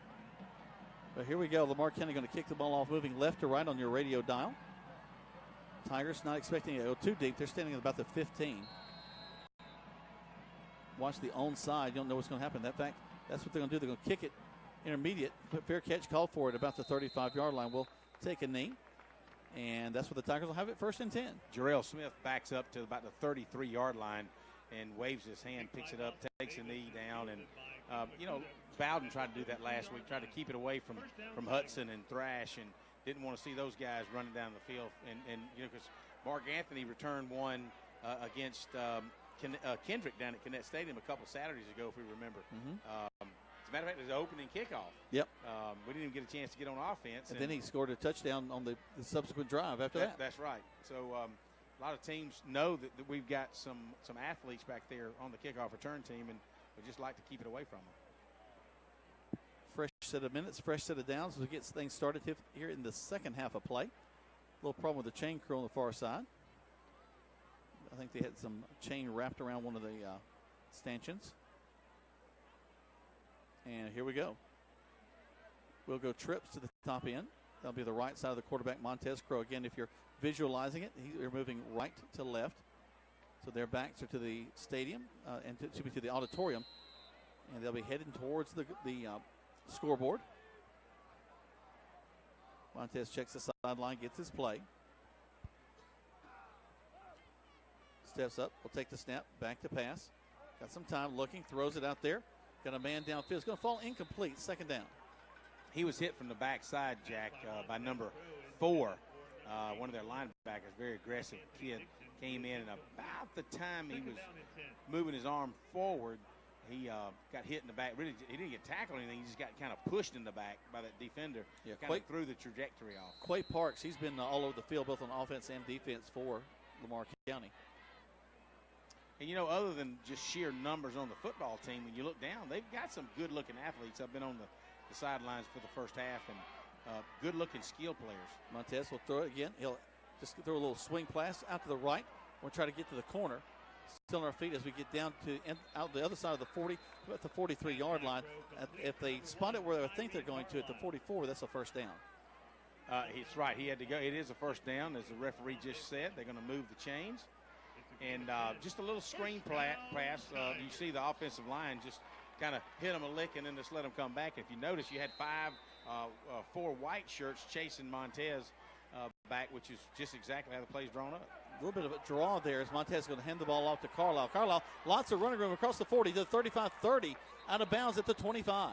He'll be yanked down to 25. I tell you what, that's just off the left or right guard behind J. Brody Messer and Seth Adams as he moves up the field real quick. He's within about a half a second. He's behind the linebackers and then darting out to the sidelines. And he gets dragged down, like you said, at the 26-yard line.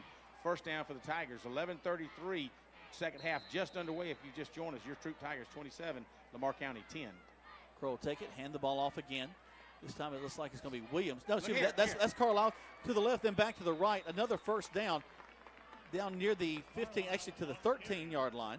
This time he takes a little inside handoff and goes on the other side behind Colby Harry and Gabe Hubbard.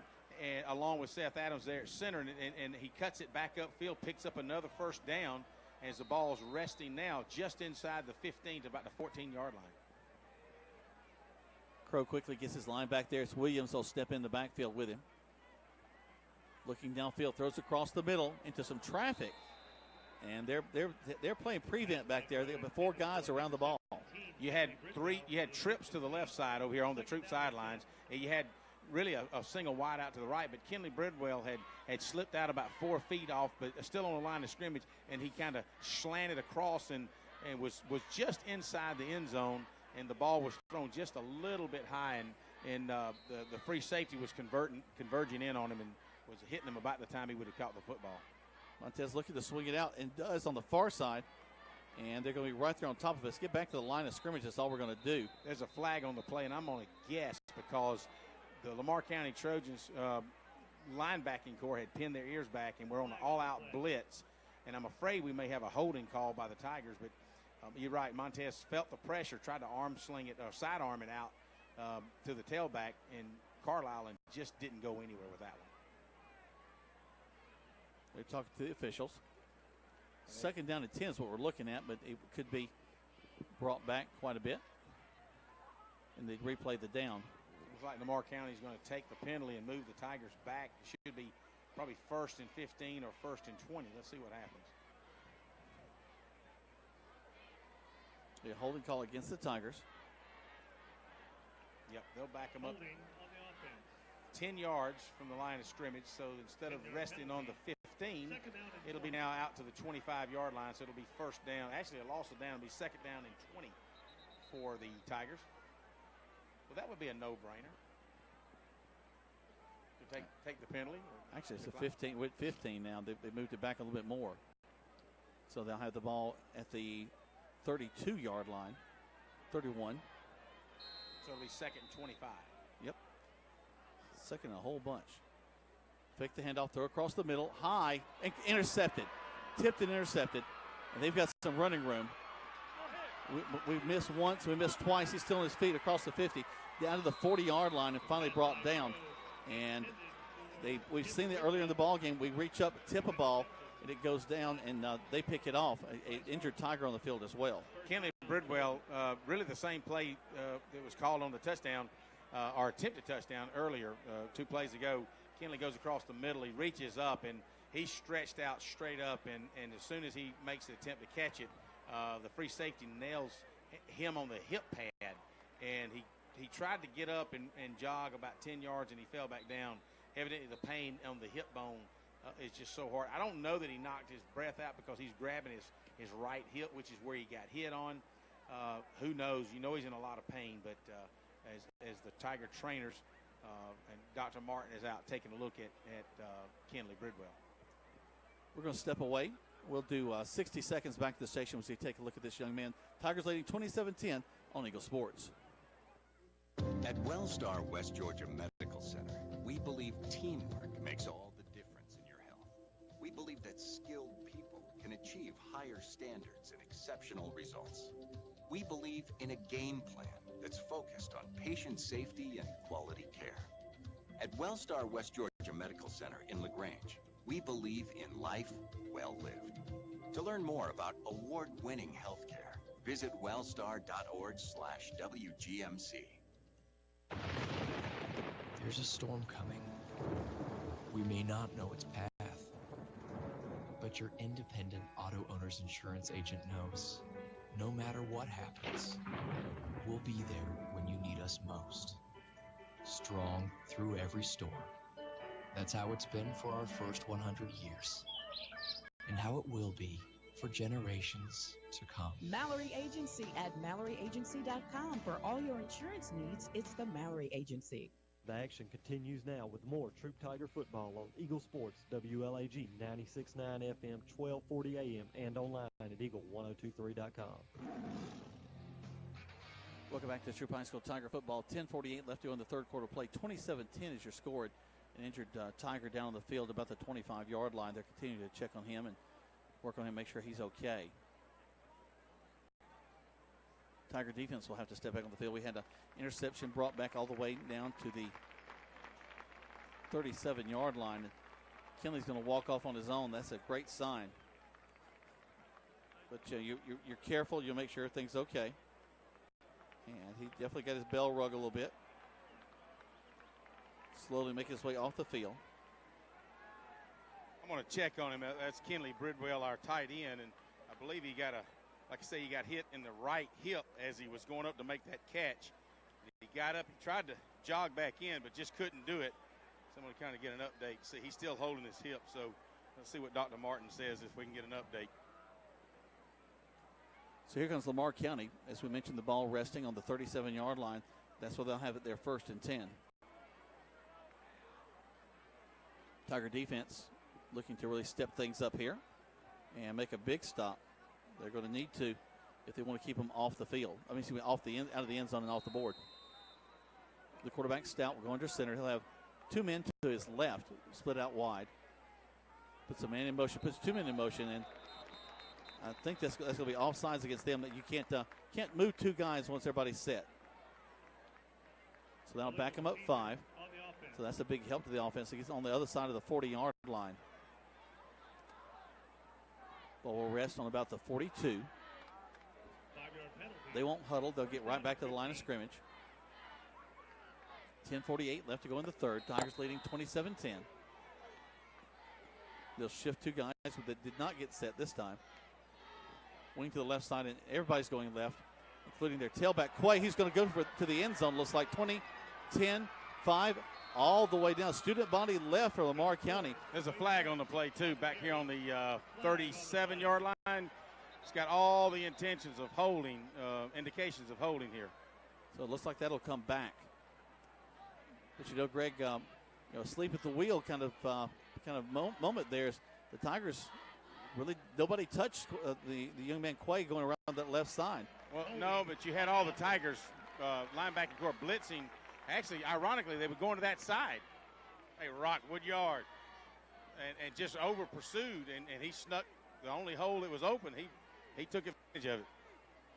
So they'll back him up from the point of holding where the flag was on the field. I just wanted to call out Carly Huddleston. What a nice job she does with the cheerleading crew. Yep.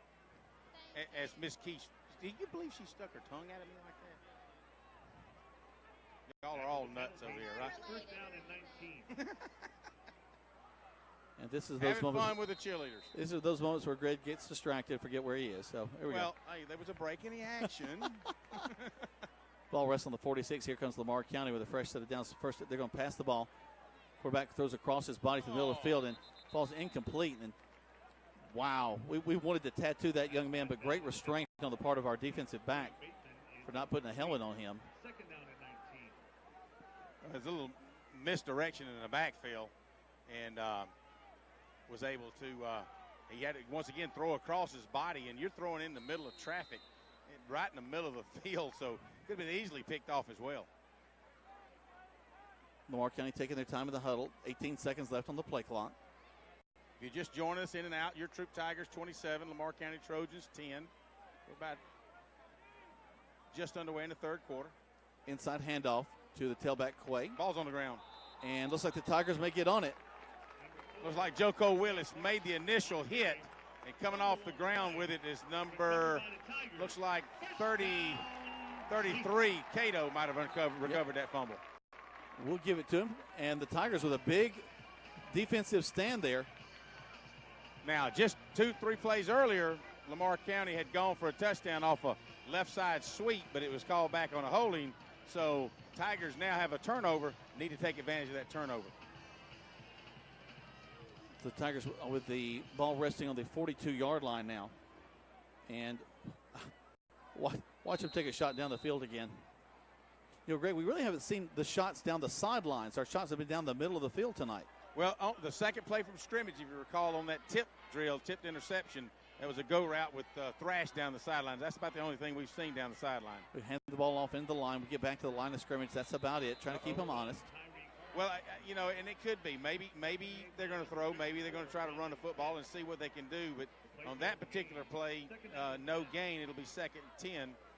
Maybe call it 9. They might have picked up a yard. They're going to give them a yard gain on that one in the interior. Yeah, I think what happens too is the offensive line gets so used to pass blocking, and the way we run the offense, you can take a second, maybe a count of 2, and you pretty much got your man, because you know the timing of every one of the pass plays. But on a running play, you got to kind of hold your man a little bit longer and block him a little bit further. So a little different technique when you're trying to run the football.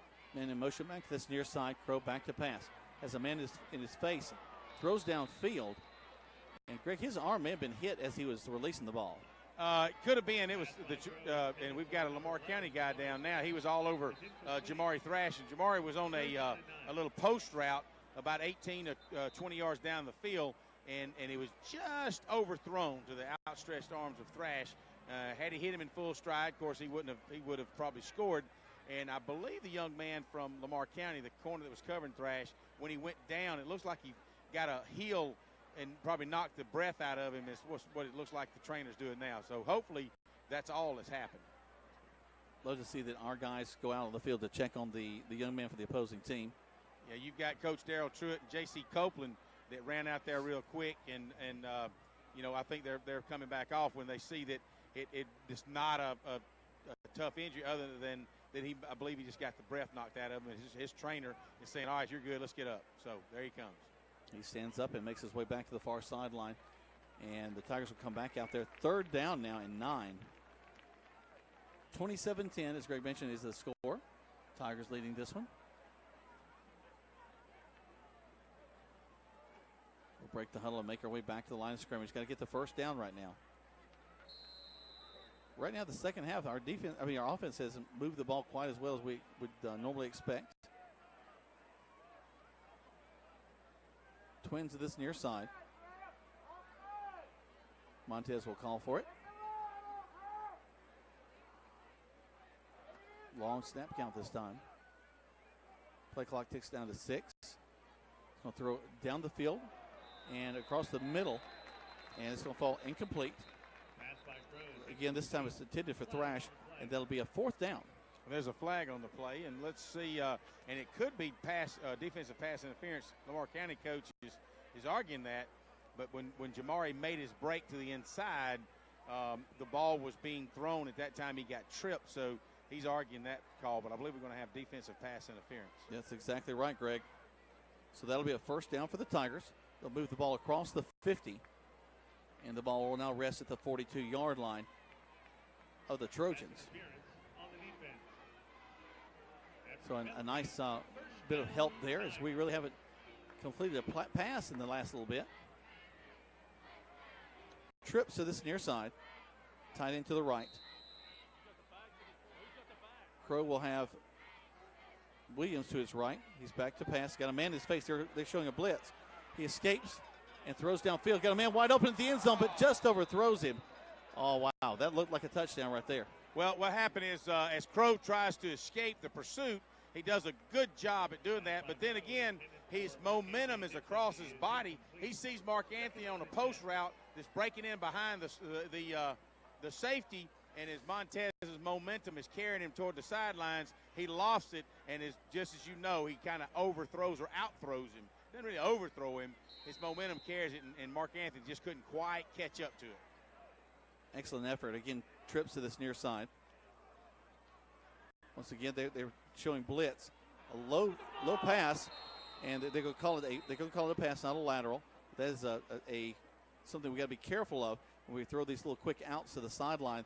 We can just get on them if we miss them. Well, that's a good point, because the coaches are now saying, Smith, man, you can't depend on it being a forward pass. If it happens like that again, you need to break on and get on it. And a lot of guys just assume everything that's passed is a forward pass. When it's a lateral, when it's a sideline pass like that, you can't assume that it's a forward pass. You got to get on it. So that'll bring up 3rd down and 10 for the Tigers. Crow will send a man in motion, back to pass, swing it out to the back out of the backfield. He'll be hitting backed up at the 35. He'll be short of the 1st down. This is one of those things where Tyree Carlisle would kind of have a little swing pass out of the backfield, totally wide open. He swings up, catches on about the line of scrimmage. He'll pick up about 6 yards, 7 yards, but when he just basically stopped and tried to juke his way around, and if he'd have just made his decision earlier to hit the sidelines, he might have picked up a first down or certainly made it real close. But when he stopped that momentum, he got tackled. So it'll be fourth down. We're going to go for it. Montez going to swing it out to the right side this time. Makes a move, and we're going to pick up the first down. And more at the 25, 20, going towards the end zone, 10, 5, touchdown Tigers. I would love to celebrate with you as Trey Williams wiggles his way through, but there's a flag down on the play back at the 39-yard line, and it will be in the backfield, so it's got all indications of a holding for the Tigers. It's coming back, that's for sure. This is 2 weeks in a row where tons of penalties are really starting to hurt us a little bit here, Greg. Well, you get excited. It's 4th down and 4, and it's really a block in the back, and he said number 60, and I couldn't. There's not a 60. You got a 63, a 67, a 62. I didn't catch the last number, but it was one of the 60 guys for sure. So the Tigers, with that penalty, is now going to punt the football, as it was 4th and 4. Now it'll be 4th and 15, and so they're going to punt the football as the ball rests at the 49-yard line. So Rayford will hopefully get a good snap by from Brantley Robinson this time. I bet they've been working on it a little bit. What you think? I think so. I'm going to move back to see how deep this punt will take him. Looking for good coverage, pin him back deep. There's a snap, good snap, steps up, gets the kickoff. Oh, nice. It's high, a fair catch called for back at the 15. And the Tigers are going to slide down, knock it out of bounds at the 15. And that's where the Trojans will have it 1st and 10. I started to get on the field and catch that and return it, but I didn't think the guys in stripes would appreciate that too much. No, and neither would your wife, because you'd be in traction after it. You're right. I was just thinking, man, they have to bring the ambulance out here, and I just don't want to have to do that tonight. I'm sure the ambulance folks appreciate that as well. We're still looking at 27-10, no score in this third quarter play. We played 2 first quarters in the time it's taken to play this third, Greg. Well, what's happened here is a turnover by Lamar County, 2 or 3 penalties on the Tigers, actually a holding call on the Trojans as they went for that touchdown. So this third quarter's been filled with a couple of turnovers and and a lot of penalties. And a lot of incomplete passes, too, that have stopped the clock. Under center goes Stout. Student body to the right, and the Tigers are going to be right there. They'll stop them short of the 20 at about the 19-yard line. Good job, number 16 on the roster, Jack. We got you right here. That's Mandarius Dix. Mandarius Dix is really the one that caused all this. He came in from his backside corner position and just hammered the kid, made the initial stop, and of course they're going to give Kevin Martin a credit for the tackle, but really Dix is the one that instigated the whole thing. So good job by really all the Tigers on defense. As a 2nd down and 8. They make their little jump adjustment, moving to the left, and it's going to be the student body left, and a great tackle inside by the Tigers. Kevin Martin from his linebacker position saw that. Now I'm just talking about at halftime where you start to see the Trojans starting to wear down now as he's going to, and really it's a cool night. I don't know if it's a cramp or he's grabbing his knee like he might have twisted his knee when he got tackled, and that's what he's pointing to right now. And of course, then again, she's holding his leg up, and on a cool night like tonight, you're seeing a lot of cramps. Of course, this kid hadn't come off the field all night. Now he plays both defense and offense. Let's take 60 seconds back to the station with 7:03 left to go. Tigers leading 27-10. 7:03 left to go in the third quarter play right here on Eagle Sports. There's a secret to beating injuries or ailments. Get the right team. Emory Southern Orthopedics, well-trained, experienced doctors, nurses, and staff are that team. These teammates listen and understand your specific condition and provide high-quality hometown care that will get you back into your game. For more information about Emory Southern Orthopedics team, visit www.southernorthopedics.com. Some combinations were just meant to go together. Chips and salsa, refrigerator and freezer, the internet and cat videos. At State Farm, there's another combination meant to go together, home and auto. As in combining your home and auto insurance with one agent, which leads to another combination, saving dollars and cents. Your State Farm agent is here to help life go right. Combine home and auto and see how much you can save. Visit your LaGrange State Farm agent, Mabel Smith Sharp, online at letmabelquote.com. Now back to the field for more Troup Tiger football on Eagle Sports, WLAG 96.9 FM, 1240 AM, and online at eagle1023.com. 7:03 left to go in the third quarter play. 27-10 your score in favor of the Troup High School Tigers. Right now it's the Lamar County Trojans with the ball. There's 3rd down and 5 for them. Ball resting on about the 21-yard line. They break the huddle from the sideline, make their way back to the line of scrimmage. The young man, number 4, has gotten up and is back on the sideline. Able to walk off under his own power. This is a wide out to the left, but in motion back to this near side. Fake the handoff, quarterback looking downfield, pumps once, throws it, and it'll fall incomplete. That'll be 4th down. Wow, under a lot of pressure, not only from King Makuta, but from Smith, I want to say, too. Look on your roster and let me see who number 29 is. Tell me who 29 is Jabrillin Gooden. All right, well, Gooden, he was all over the quarterback. Really, Makuta came in late, but it kind of forced him to throw the ball away. And so that'll bring up, as you said, 4th down. The ball's on the 21-yard line as the Lamar County punter stands on the 7-yard line to receive the snap. We have not come after the ball at all so far. High snap, he gets it. Gets his kickoff. Takes a bounce, and we're going to pick it up in the middle of the air. To the 40, 30, down the right sideline, 20, 10, 5, to the angle, touchdown, Tigers! Mark Anthony Dix, wow, he just lets the ball hit, and then all of a sudden he grabs it and goes right up the middle. No Trojans grab him. I'm going to say he picked it up on about the 47-yard line, and then we're going to call it a 47-yard punt return for a touchdown. Your Tigers up 33-10. Greg, I think he actually caught it on the other side of the 47, so on the other side of the 50. So that's going to, we'll tack on 10 to that. Make it about a 57-yard return. And really just a huge playmaker play. Ball bounced in the air. He saw it and just ran under it and snatched it and took off. Snap, hold, kick is up. And the kick is good. We tack on some more, 7 more, 34-10 with 6:42 left to go in the third quarter play right here on Eagle Sports. Deciding to sell or buy a home is a big step. To make sure it's the step in the right direction, choose the person best qualified to handle your real estate needs. Joel and Rob Upchurch have been breaking sales records every year since 1997. They truly are the real estate leaders in West Georgia. So take a step in the right direction. Contact Joel or Rob Upchurch at RE/MAX Results because they are dedicated to results and converting transactions into relationships. You're listening to Eagle Sports, WLAG 96.9 FM, 1240 AM, and online at eagle1023.com. Now back to the field for more Troup Tiger football.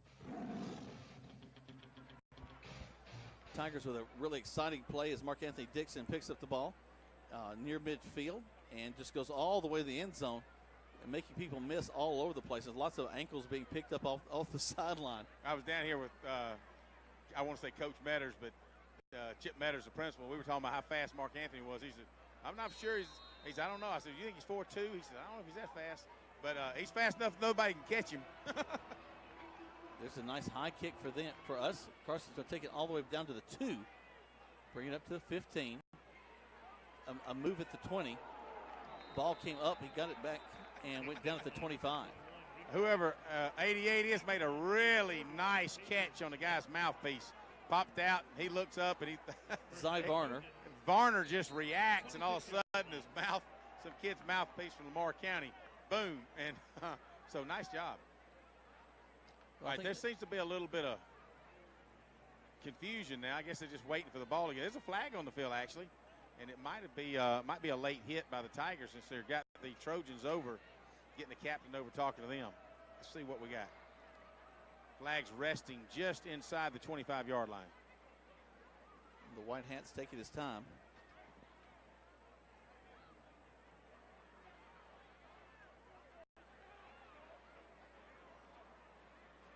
Unsportsmanlike against the Tigers, probably that late hit as you mentioned. actually against, it'll be offsetting. It's in sportsmanlike against both teams. All right, so number 62 for Lamar County and Macenta Stafford on the Tigers, offsetting, so the ball will remain where it is, and that's at the 25-yard line. So Lamar County, with 6:33 to go in the third quarter of play, your Troup Tigers 34, Lamar County 10. You know, does it just seem like it should be in the fourth quarter already? I don't know why. This is a long third quarter. It really has been a lot of penalties, a lot of flags thrown, just like this, and it takes time to work it out. And also we've had a couple of injured players in this quarter too, Greg. Turn handoff to the tailback, who's going to be hit and dropped. Let's see who gets off the bottom of that pile. He picks up about 5 yards. It'll be second down and 5 as King Makuta. Yep, King leads that one. Will make the tackle. About a 4-yard gain, 2nd and 6. Clock continues to tick down to 6 minutes in the third. 34-10 is your score. Tigers leading.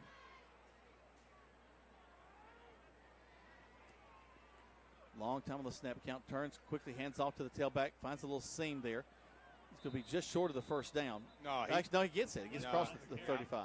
I'm going to say he got hit after about a 3-yard gain, and he just kind of lunged forward for another 2 or 3 yards. So the ball will go out to about the 37-yard line and call that first down for Lamar County. So they'll stop the clock as they move the chains with 5:53 left in the third quarter. If you're in and out on the radio, we appreciate it. Troup Tigers 34, Lamar County Trojans 10. Lamar County with tight splits. They put the wing in motion, going to hand the ball off to him as he comes to this near side. He tries to roll back in the middle of the field. Had a little bit more room to the outside, but he'll be tackled there, right there about the 40-yard line. I think Cato makes the initial hit and tackle for the Tigers. Actually, help me out. Who's number 30? 30 is Jatavian Smith. Well, then Jatavian Smith makes the tackle. Give credit where credit's due. I've got a couple of numbers I'm still got to get used to, but got a lot of them down already. Put a man in motion. He's going to fake the handoff. Quarterback is going to run the ball, and we're going to get him. Oh, wow. Almost got him from the backside. Boykin chase. We're going to have a hit out of bounds. Yeah, and it was more of a chest push out of bounds.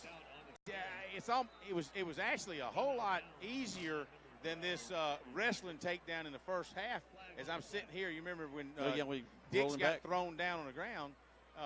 So I don't know what the cause of that is, especially if they're going to call personal foul. I was kind of following it with my binoculars, and he was in the white of the sideline when we put the chest bump on him. So it might have been more of a just attitude more than anything, and I guess he's going to get penalized for that. But again, you think Boykin had a lot of pressure on him, and it's one of those things you just felt like he just kept chasing him and kept chasing him.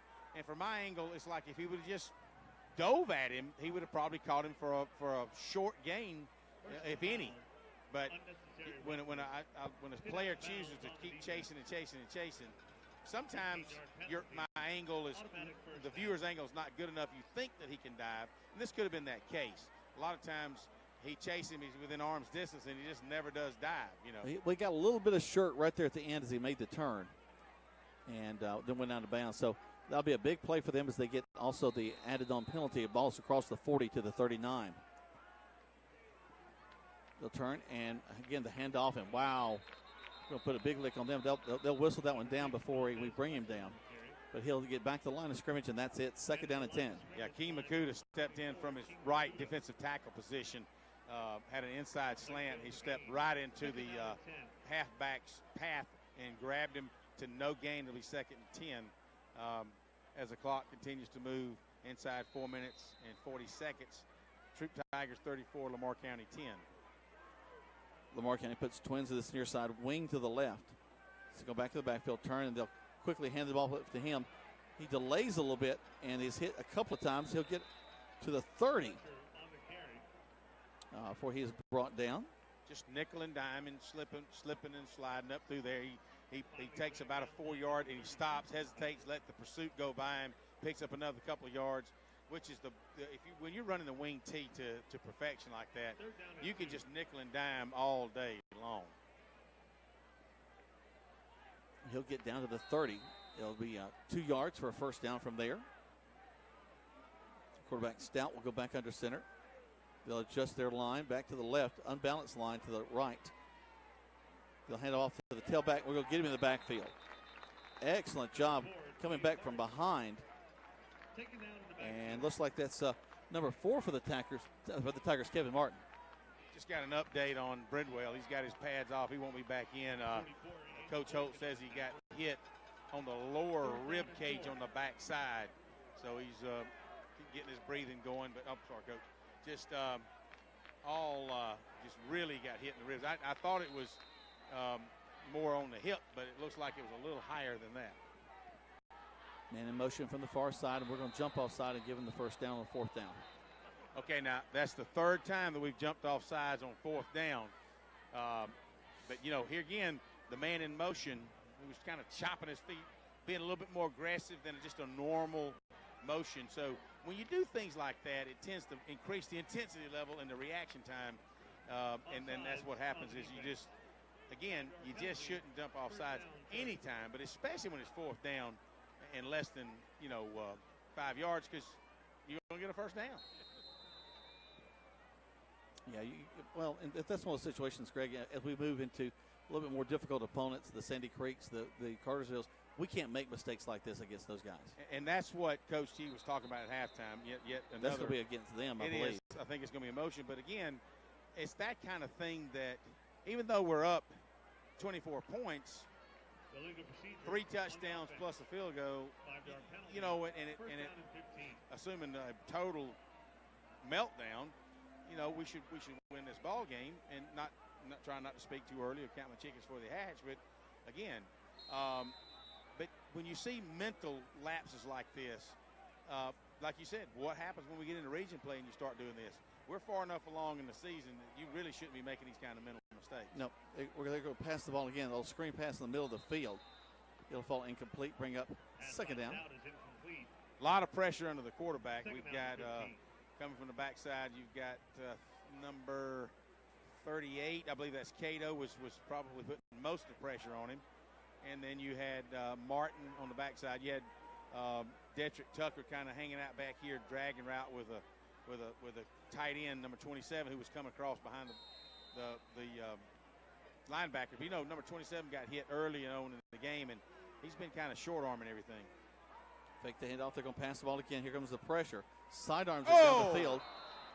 Right, we have a flag coming down, too. There's flags thrown. It's landing on the 21-yard line. I don't know. We're going to get an interference call. 20 for the Tigers. Help me out with his name. That's Alonzo Ogletree. Ogletree is throwing his hands up like, don't call it on me, but number 6, that's what's happening. Number 6 was coming across. He had his hands all on him. Now, the ball was thrown rather high, and so it's debatable whether he could have caught the ball or not. Number 6, who for the Trojans, and Ogletree was all over him. But I believe that's what they're going to call Ogletree for, is pass interference, and that'll result in a first down for the Trojans as they move the ball up to the Actually, it shouldn't. Unless it's an automatic first down. Yep, automatic first down. Actually, they're not moving the chains. No. It'll be just a yard short. 3rd and a yard. Actually, 3rd and a half a yard. So here we go. The defense will step up. All right, the side judge over there. It's 2nd down, not 3rd down. Handoff. Go around this right side. And they're going to be stopped short of the first. No, they might get it. They're going to give, but I mean, wow, did he come in? Tucker set him up. Actually, Ogletree grabbed him low, and Tucker hit him high, which is good teamwork.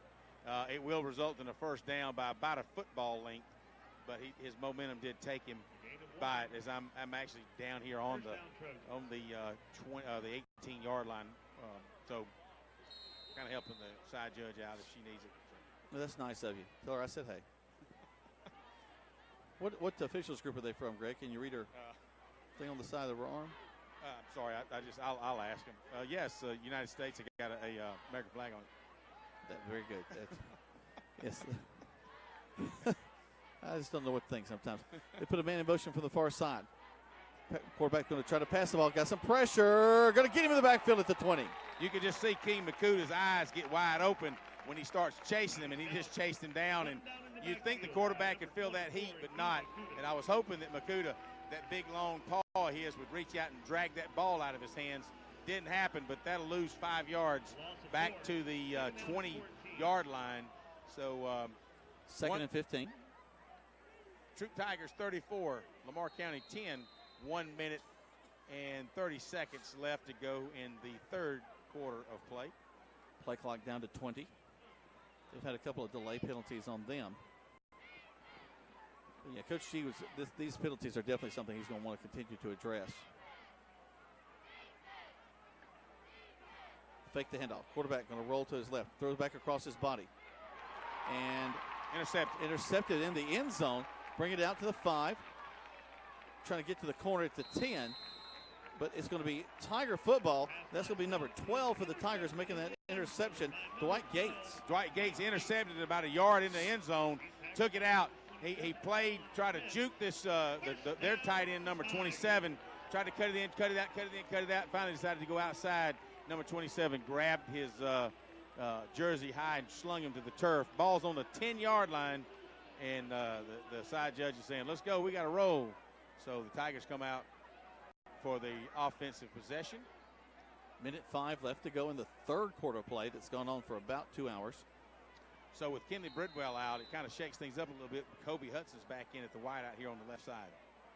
No tight end in this particular setup. Fake the handoff. Going to swing it out. Complete at the 10 to the 20. 30. Down the sideline to the 40. Out of bounds. Actually, a fake out of bounds. Goes back, gets another 10 yards across the 40, down near the 35-yard line. Excellent pass and run, but there is a flag down on the 32-yard line. So, and there was a couple of Troup receivers over there. It could have been a crackback block. I don't think there was a lineman downfield for sure because the ball was thrown too quick for a guy to get downfield. So my guess is it was a block in the back on one of the 3 wideouts that we had on the far side, Jack. Coach G, a little upset by that. Mark Anthony Dixon, as you can see him, Jack, he's on about the 24-yard line coming off the side. He's hopping. I don't know if it's a cramp hop or if he might have twisted his ankle when he was hauling down the sidelines, but they're taking a look at him real quick. So, yeah, he looks like he got hit on the inside of his shin, cleated on the inside of his shin. It's and you know how it is if you ever that does not feel good. That hurts. Now, here's the positive. They're going to mark it off from the point of the play. So we actually do get the first down across the 20 at the 22. So really doesn't hurt us a whole lot. Clock's inside a minute to go in the third quarter. Tigers 34, Trojans 10. Montez going to fake the handoff, keep the ball, got some running room ahead of him. Makes a move. Actually, no move. Just runs over the young man at the 35-yard line for the first down. You knew that was going to happen because 6'4", 220 pounds, Montez Crow knew that was going to happen. When he turns it up the field, there's no juking when it comes to Montez. If he can truck you, he'll do it. He's been doing it since I've seen him as a freshman. So, but good job. And when you got all the power behind you like that free safety number 1 just stood there. Of course, he stands at about 5'8". Montez is about 6'4", so a little bit of a difference there as the Tigers get another first down. Twins left and right this time. Single back to the backfield. Montez going to fake the throw. Throw downfield. He's got a man wide open. And Dixon going to the corner. He's going to be slung down at about the 22-yard line, but a huge first down for the Tigers. And guess what? No flags. Wow, that's a first. Chance, did you hear that? I did. The fans go crazy. See, that was Jamari Thrash, my bad. I gave it to Dixon, but that was Thrash making that catch. I thought it was Dixon as well. But the Tigers now, as soon as they call it in, there's 9.2 seconds left. We'll get at least one play. Let's see what we can do as the ball's resting on the 23-yard line. Crow take it high, throw it down the field, throw it toward the corner. Caught, touchdown, but there's a flag. There's a flag, and the way it's being waved off, I'm sure it's going to be holding again on the Tigers. But there's a flag on the play. Chance is making, he's having fun with this now. Slight sarcasm there. Yep, you can see the way Trey Williams and Montez Crow are reacting that it's against the Tigers, and I'm going to guess that it's holding. Let's see what the referee has to say. Or offensive pass interference. Well, it happened so far up the field, well before the ball was thrown. So, and the way the flag was thrown, you'd have had to. Now he may get it, but it would be pushing off mighty early, and that's what he's going to say. Offensive pass interference, so a push off as they were going towards the corner. The call is in offensive pass interference. You can see Coach G and Coach Holt disagreeing with that. Now, I agree. Now, you understand where the flag was thrown was like 3 or 4 yards off the line of scrimmage. He caught it in the end zone, and the ball was on the 23-yard line. Yeah. So I'm with these guys. I don't see how, unless somebody wants to text me and tell me how that can happen. But I really thought he was in a safe zone, that if he's trying to get around the corner, he can use his hands to get around the corner. Well, we're going to go to the fourth quarter of play now. 34-10 is your score. Tigers leading. Let's take 60 seconds back to the station right here on Eagle Sports. Barry Breaker, head pharmacist at Holmes Pharmacy. All right, we have the flu shots in. We're going to start giving the flu shots out as of September 1 until we're through with the flu season. We have now the high dose in for 65 and older, and we're able to give flu shots to anyone 13 and older. And keep in mind, Coleman, that if any large group of people that has, 20 or more shots, if they want to give us a call, we'll be glad to set up a time to do the flu shots on site. Locally owned. That's Holmes Pharmacy, Commerce Avenue in LaGrange and in Hamilton. At Wellstar West Georgia Medical Center, we believe teamwork makes all the difference in your health. We believe that skilled people can achieve higher standards and exceptional results. We believe in a game plan that's focused on patient safety and quality care. At Wellstar West Georgia Medical Center in LaGrange, we believe in life well lived. To learn more about award-winning healthcare, visit wellstar.org/WGMC. You're listening to Eagle Sports, WLAG 96.9 FM, 1240 AM, and online at eagle1023.com. Now back to more Troup Tiger football. Welcome back to Troup High School Tiger football. Fresh 12 minutes on the clock. 34-10 is your score. Tigers leading this one. We're going into the fourth quarter of play, and the flags have been flying all over the field. The Tigers now looking at a first and a whole bunch. Hilton Swanson said the officials are going to have to wash their flags. They've been on the ground so much they got a lot of dirt on them. Or rubber pellets anyway. Yeah, don't blow your nose on it later because of the rubber pellets to get up your nose. Ball resting on the 48-yard line. Tigers put trips to the left and wide to this near side. Montez will call for the shotgun snap. And a timeout's called. So Coach G's not happy with the formation, so he calls a timeout. Is it the formation or something that the officials are he's still struggling to have a discussion with the official? He's pointing. I don't think he likes the spot of the ball. I think that may be the issue. I think that because, again, marking it off from where we had a pass interference call. The ball was on the 23-yard line, and it's resting on the, let's see here. Well, right now it's on the 48. I don't understand how we got that big a penalty. That's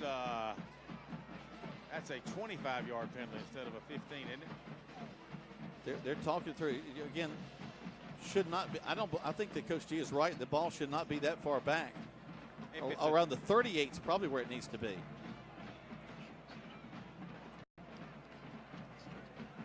The coach does have to burn a timeout to plead his case. They're going to pick up the ball, and Coach G is right. Yep. Let's see. They're going to bring it down to the 38-yard so they had 10 yards too far up the field. Yeah, it's supposed to be a 15-yard penalty, not a 25-yard penalty. That's a horse of a different color. They're still learning too. First down and 25. So here we go. Tigers will have the ball. Greg hopefully doesn't get kicked off the sideline. Put a man in motion to the far side. Fakes it actually throws to the corner, and it's caught. What a beautiful touchdown, Tigers. Kobe Hudson goes down the right sideline.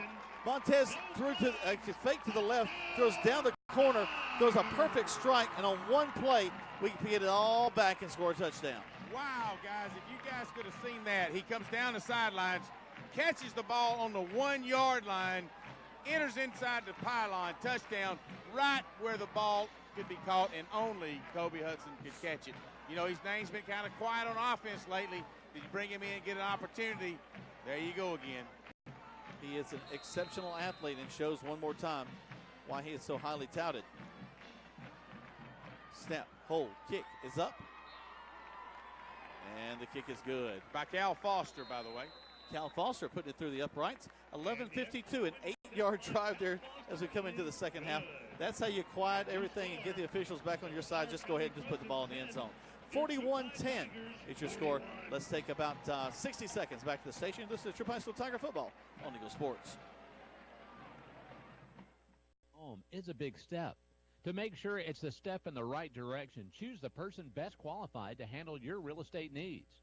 Joel and Rob Upchurch have been breaking sales records every year since 1997. They truly are the real estate leaders in West Georgia. So take a step in the right direction. Contact Joel or Rob Upchurch at RE/MAX Results because they are dedicated to results and converting transactions into relationships. Deciding to sell or buy a home is a big step. To make sure it's the step in the right direction, choose the person best qualified to handle your real estate needs. Joel and Rob Upchurch have been breaking sales records every year since 1997. They truly are the real estate leaders in West Georgia. So take a step in the right direction. Contact Joel or Rob Upchurch at RE/MAX Results because they are dedicated to results and converting transactions into relationships. Now back to more Troup Tiger football on Eagle Sports, WLAG 96.9 FM, 1240 AM, and online at eagle1023.com. Carson Rayford will kick the ball into the end zone. They'll bring it out to the 20-yard line, barring a penalty. And the Tigers will have, Lamar County will have it first and 10 from the 20. We've had plenty of penalties in this third and fourth quarter. So here we go. Lamar County will be moving right to left on your radio dial. Their quarterback moving kind of slow right now, Jack. Yeah, I think everybody is. 11:52. It is a Thursday night. It's a school night. We need to hurry to get these guys home. Quarterback's going to roll out, fake the handoff, and just run out of bounds at about the line of scrimmage. Chain gang did what they're supposed to do, is drop the marker, and he'll pick up maybe a yard. It'll be second down and 9. Clock stops as he goes out of bounds. I think you're talking about a school night, Jack. A lot of the students, younger ones especially, they're trying to tile out now. It's about 9:30 p.m. and this game is should be well in hand as we're up 41-10 as we just start the fourth quarter. Hopefully, many of them will switch us on and listen to the game on the radio. Remind them as they're going out, Greg. 1240, 96.9. Turn the radio on. If you're going to go, you got to listen. Ball's on the ground. Tigers recover. That's a big play. Again, the game well in hand, but they know right now they got to cheer up Coach G, because Coach G is fired up right now. Who's 22 on the roster? There's a flag down. 22 is Tion Battle. Tion Battle is the one that recovered that fumble. We'll see what that flag's about on the far side. It's going to go against Lamar County, so that'll more than likely be declined, or actually maybe marked off before we even get back on the field. I wonder if it was after the recovery, Jack. It seems that it was, Greg. Because they are marching it down. So a unsportsmanlike play will go against Lamar County. Now, Tigers will have the ball first and 10 from the 10. Now, let's see who we send out there. Well, let's see. First, I see got Jamari out there. I see the first team Tyree offense, except for the quarterback. Sidney Lawson will be coming in. And a great opportunity for him. He's got working with the first team. We've also got Macenta Stafford here, normally defensive. Played a lot of offense, capable of going both ways. He's your wide out here on your right side. Good snap. Going to throw it to the corner. Stump it up. Touchdown. It is a touchdown. There is a flag, of course. For the pass play by the Tigers, there's a flag on the play. And you don't know if it's pushed off offensively or if the defensive guy was in his grill. Who knows? Jamari Thrash he did receive the football. Nice catch. He's not arguing the fact, so let's see what they're calling. Coach G, the staff was holding up their arms for the touchdown. Let's see what the guy in the white hat says, because his opinion is the one that matters.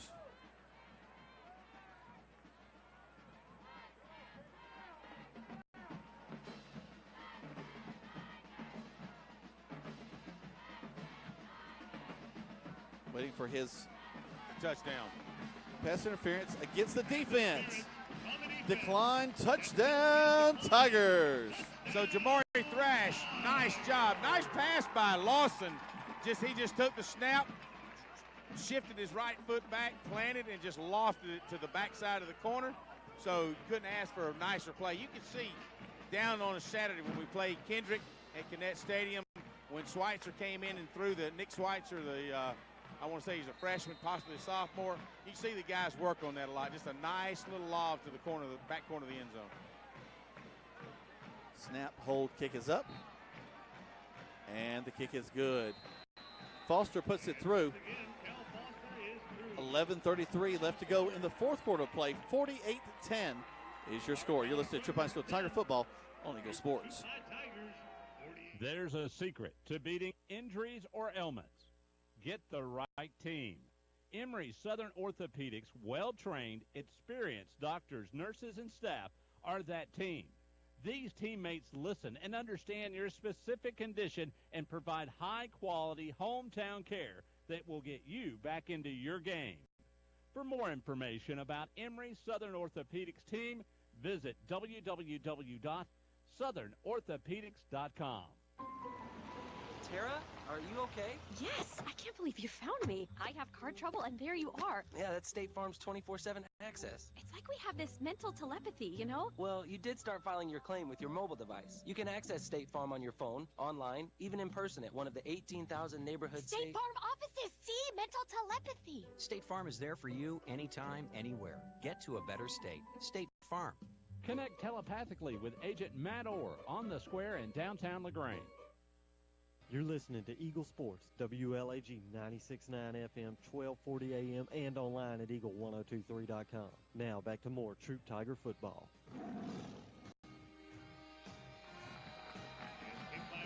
Welcome back as the ball is kicked off.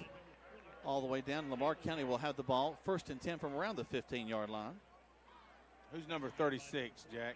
36, that young man's name is Jeremiah Holston. I tell you what, he did a great job on the kickoff coverage as he single-handedly had a solo tackle on the 15-yard line. So good job by getting down. Carson Rayford had kicked it down, and both the guys, the receivers, were going to thought it might bounce in the end zone. It actually hit like a nice sand wedge and just popped, set there. So they had to pick it up on about the 3-yard line and ran it out to the 15. Now, we're up by 38 points. The clock should be continuously running now, according to my limited knowledge of being in the fourth quarter, up by 30 points.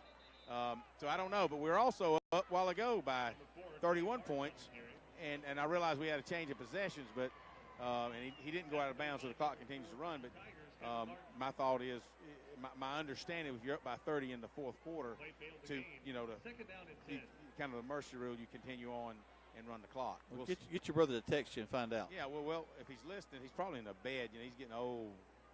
Either that or he's buying a lottery ticket. So, or playing Keno. You're right. Man in motion for the far side. Fake the handoff. It's a handoff into the line. He's going to get about 2 yards. Brings up 3rd down and 9. All right, let's see. We've got. We still got the starters in right now. I was hoping that you might start to see some younger guys. Let me look at some of these numbers. Yeah, you do. You have Michael Irvin in at tailback. At nose tackle, number 56, and you still got a spackling of team one. Who's 28? Give me 28's number. Spackling of. Yeah, a spackling. I like that. That's Devon Hill. All right, so he's got a chance to come in. So you've got the 36. I think we just mentioned him earlier. Yep, that's Jeremiah Holston. Yep, Holston. Man in motion back to the far side. Quickly handoff into the line. And he's hitting spun down. Oh, Joko Willis, really a nice tackle. From his linebacking position, Joko just bolted in there. he has been reading the plays really, really good tonight. He's had a well of a ball game. Between him and Detrick Tucker, we've called their names out quite a bit tonight, Jack. Real proud of the way that they're playing this game. 4th down now, they'll have to punt the ball away. Again, their kick will be standing near his end zone. We have not come after the ball at all tonight. Don't expect it here, of course, late in the ball game. Well, that's been when G's fooling us, and he'll probably send them. Taking out some of his frustration with the officials on Lamar County. They roll the last guy they need onto the field. And there's the snap, a little bit low, but he gets it. Gets the kick off, end over end, bounces all the way down to around the 35-yard line. We pick it up, and here we go to the 30, 35. Find a seam at the 35, 50, 40, down the right side, 30. One band to beat the kicker. Just going to blow by him. 5, touchdown, Tigers. Macenta Stafford just walked his way in after the first move or two. Just come on down and handle it. The kicker couldn't handle it either. Macenta Stafford all the way in for a home run. Wow. When he hit the wall at about the 40, great job of blocking. Again, and that's really what's been so effective for our punt returns. We're not sending our guys in there to try to block it. We're sending them back into a blocking setup, and it worked out perfectly that time. And another touchdown for the Tigers. 54 to 10. Awaiting the PAT from Cal Foster. Here's another situation where the offense won't actually get on the field. As we return that kickoff, return that punt for a touchdown. Snap, hold, kick is up, and the kick is good.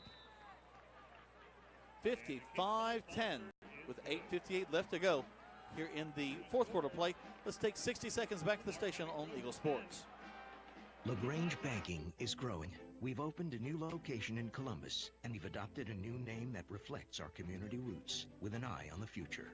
Welcome to Calumet Bank, offering personal and business banking services with the friendliness of neighbors. We work on your schedule, offering daytime business hours and a complete set of mobile apps. Day or night, we've got you covered. Calumet Bank, same great services from people you already know. Life is better at Calumet. Member FDIC, equal housing lender. LaGrange knows leadership when they, as mayor for 4 years, Jim Thornton has proven he's a leader who cares, who unites people, and who gets things done. I'm Jim Thornton, and I'm running for re-election to keep bringing new jobs and businesses to our city, to maintain public safety, and to enhance the quality of life for all residents. I'm asking for your vote on November 7th for another term. Learn more about me and my plans at jimthornton.org. A vote for Jim Thornton is a vote for progress. Let's re-elect Jim Thornton for mayor of LaGrange. The action continues now with more Troup Tiger football on Eagle Sports, WLAG 96.9 FM, 1240 AM, and online at eagle1023.com. Welcome back. We're late in the 4th quarter play. 8:58 left to go in this contest. 55-10 is your score. And Carson Rafer will step up to kick the ball off. There's the kick. Nice and high.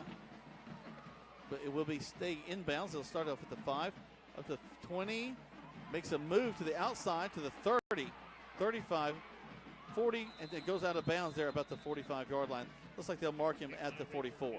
A lot of young guys on the kickoff team that time, Jack.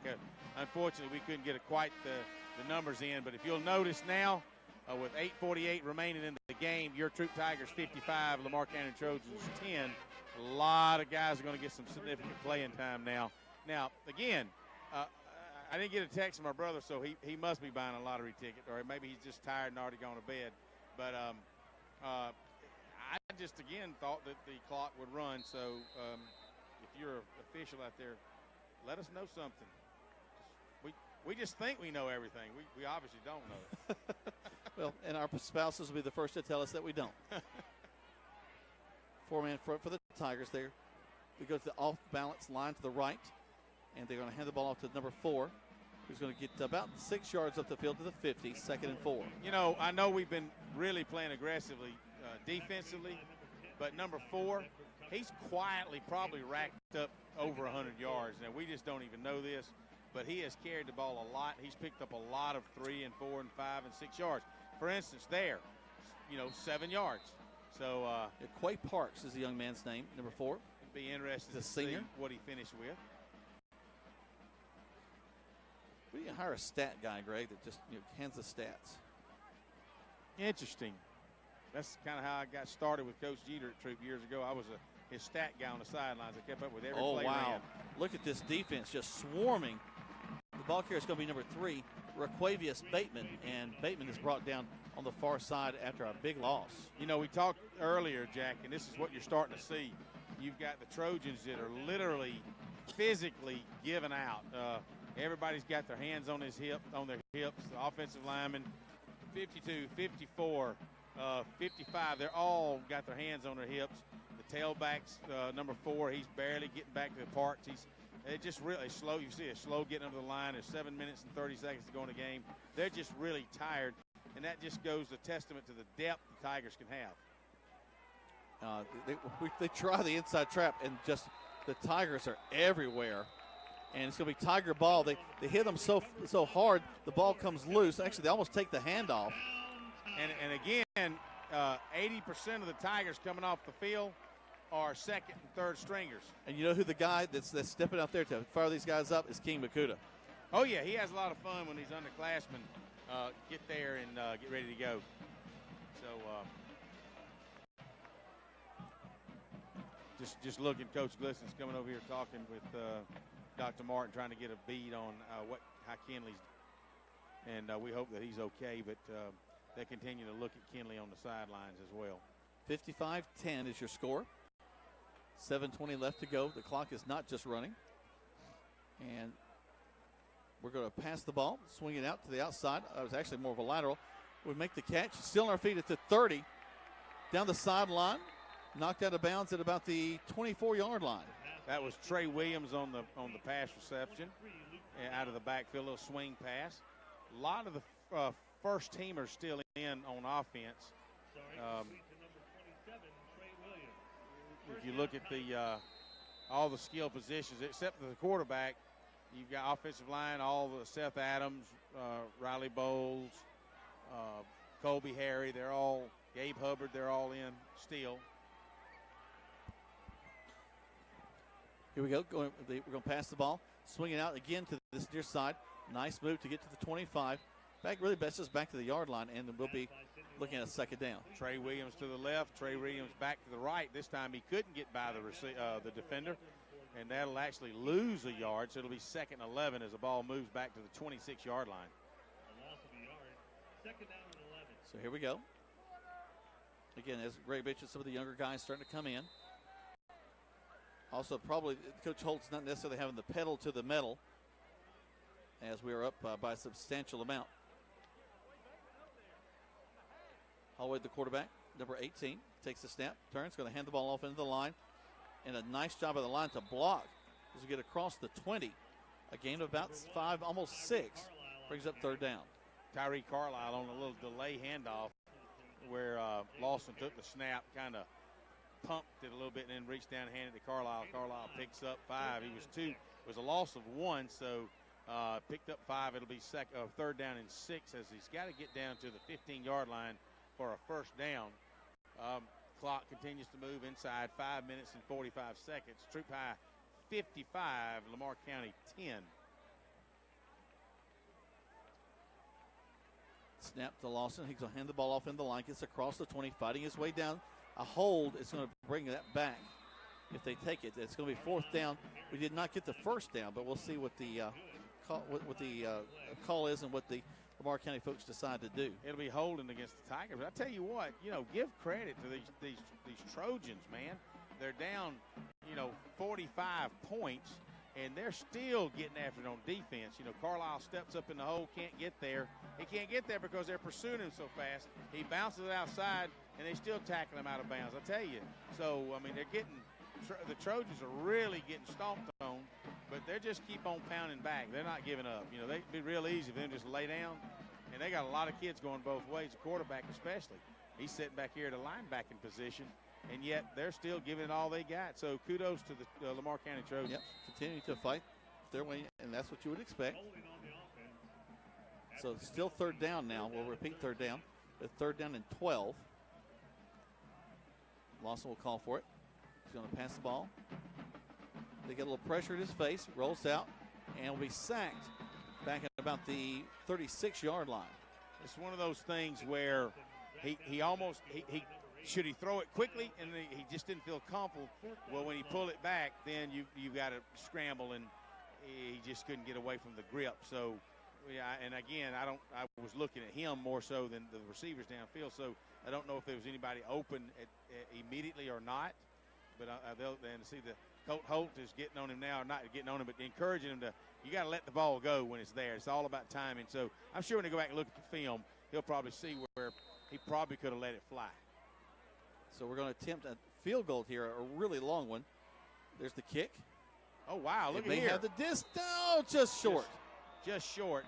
And you figure the timing was off because the snap was across the ground. Brantley Robinson had to pick it up off the ground real quick. And Carson Rayford, he had to hesitate. He kind of half-stepped it. So if he'd have got his chance to get it full step, he may have made that one. All right, Greg, I got some information for you from one of the smartest people I know. Shannon Lawson has just sent me a message. She says it looks like Greg is correct with the running clock rule. In the fourth quarter, ahead by 30, the clock should be running. That's her research, and she said that she's not someone that normally says that Greg is correct about anything. But in this case, she feels that you are in the right. Hey, well, she probably got that from Harrison Lawson, who's up in Washington, researching the high school, he's a page. They probably got, it's probably special projects looking into high school time clock management. I'm just guessing. Could be, maybe not. Either way, he's still in Washington for about 4.5 months. Smart boy. Here comes Lamar County. We're showing blitz. And we're going to get him, hit him, spin him down, bring him down after a gain of about 1. Wow, 27, Jack, for the Tigers. Who's that? Number 27 for the Tigers. That young man's name is Trey Williams. No, it's not Trey Williams. Well, I guess it is Trey tonight. I tell you, he came in. No, was that 27? It could have been. I'm looking. Well, he should be playing defense. But anyway, hard to read these numbers this late at night. I'm getting sleepy. But he almost had a late hit. Bless him. Yeah. Well, I've been getting up at 4 every morning, so I'm kind of tired. Hammering, man, hammering.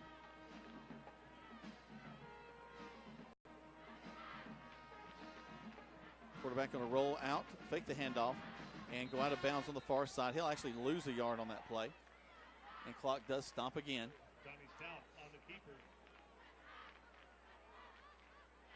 And we'll try to inquire as to why we're not stopping, why we're not letting it run, and just been trying to get that for you in the post game. 3rd down and 10. And here comes Lamar County again, 3rd and 10.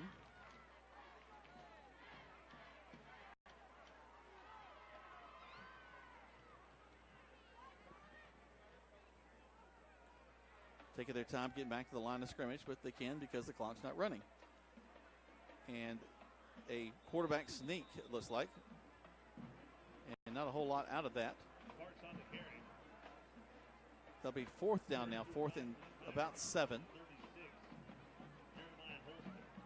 3:13 left to go.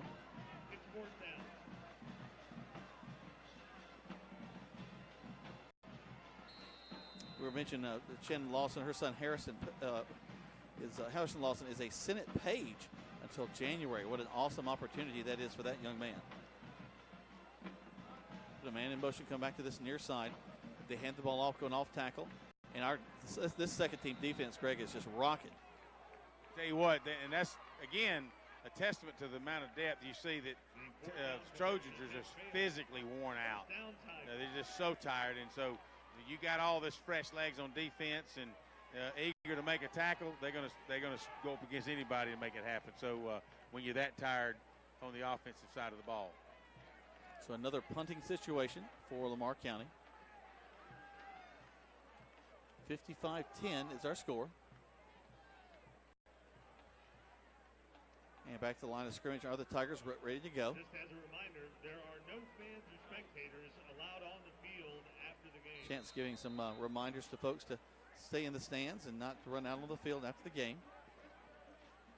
I wonder if that's a new rule from Georgia High School or a new rule from the principal. I don't know. Actually, it's going to be Troup's ball. Lawson will be back, throw across the field. Complete in the middle of the field to the 25. Cuts back and going to be brought down at the 22-yard line. The side judge, well, she threw a flag. Imagine that. On about the 43-yard line. Jarrell Smith the illegal makes the alignment catch. had too many men on the line of scrimmage. You know, that's also a situation where typically you run out there as a wide receiver and you say on or off, and the official actually helps you to line up correctly, but that didn't seem to take place that time.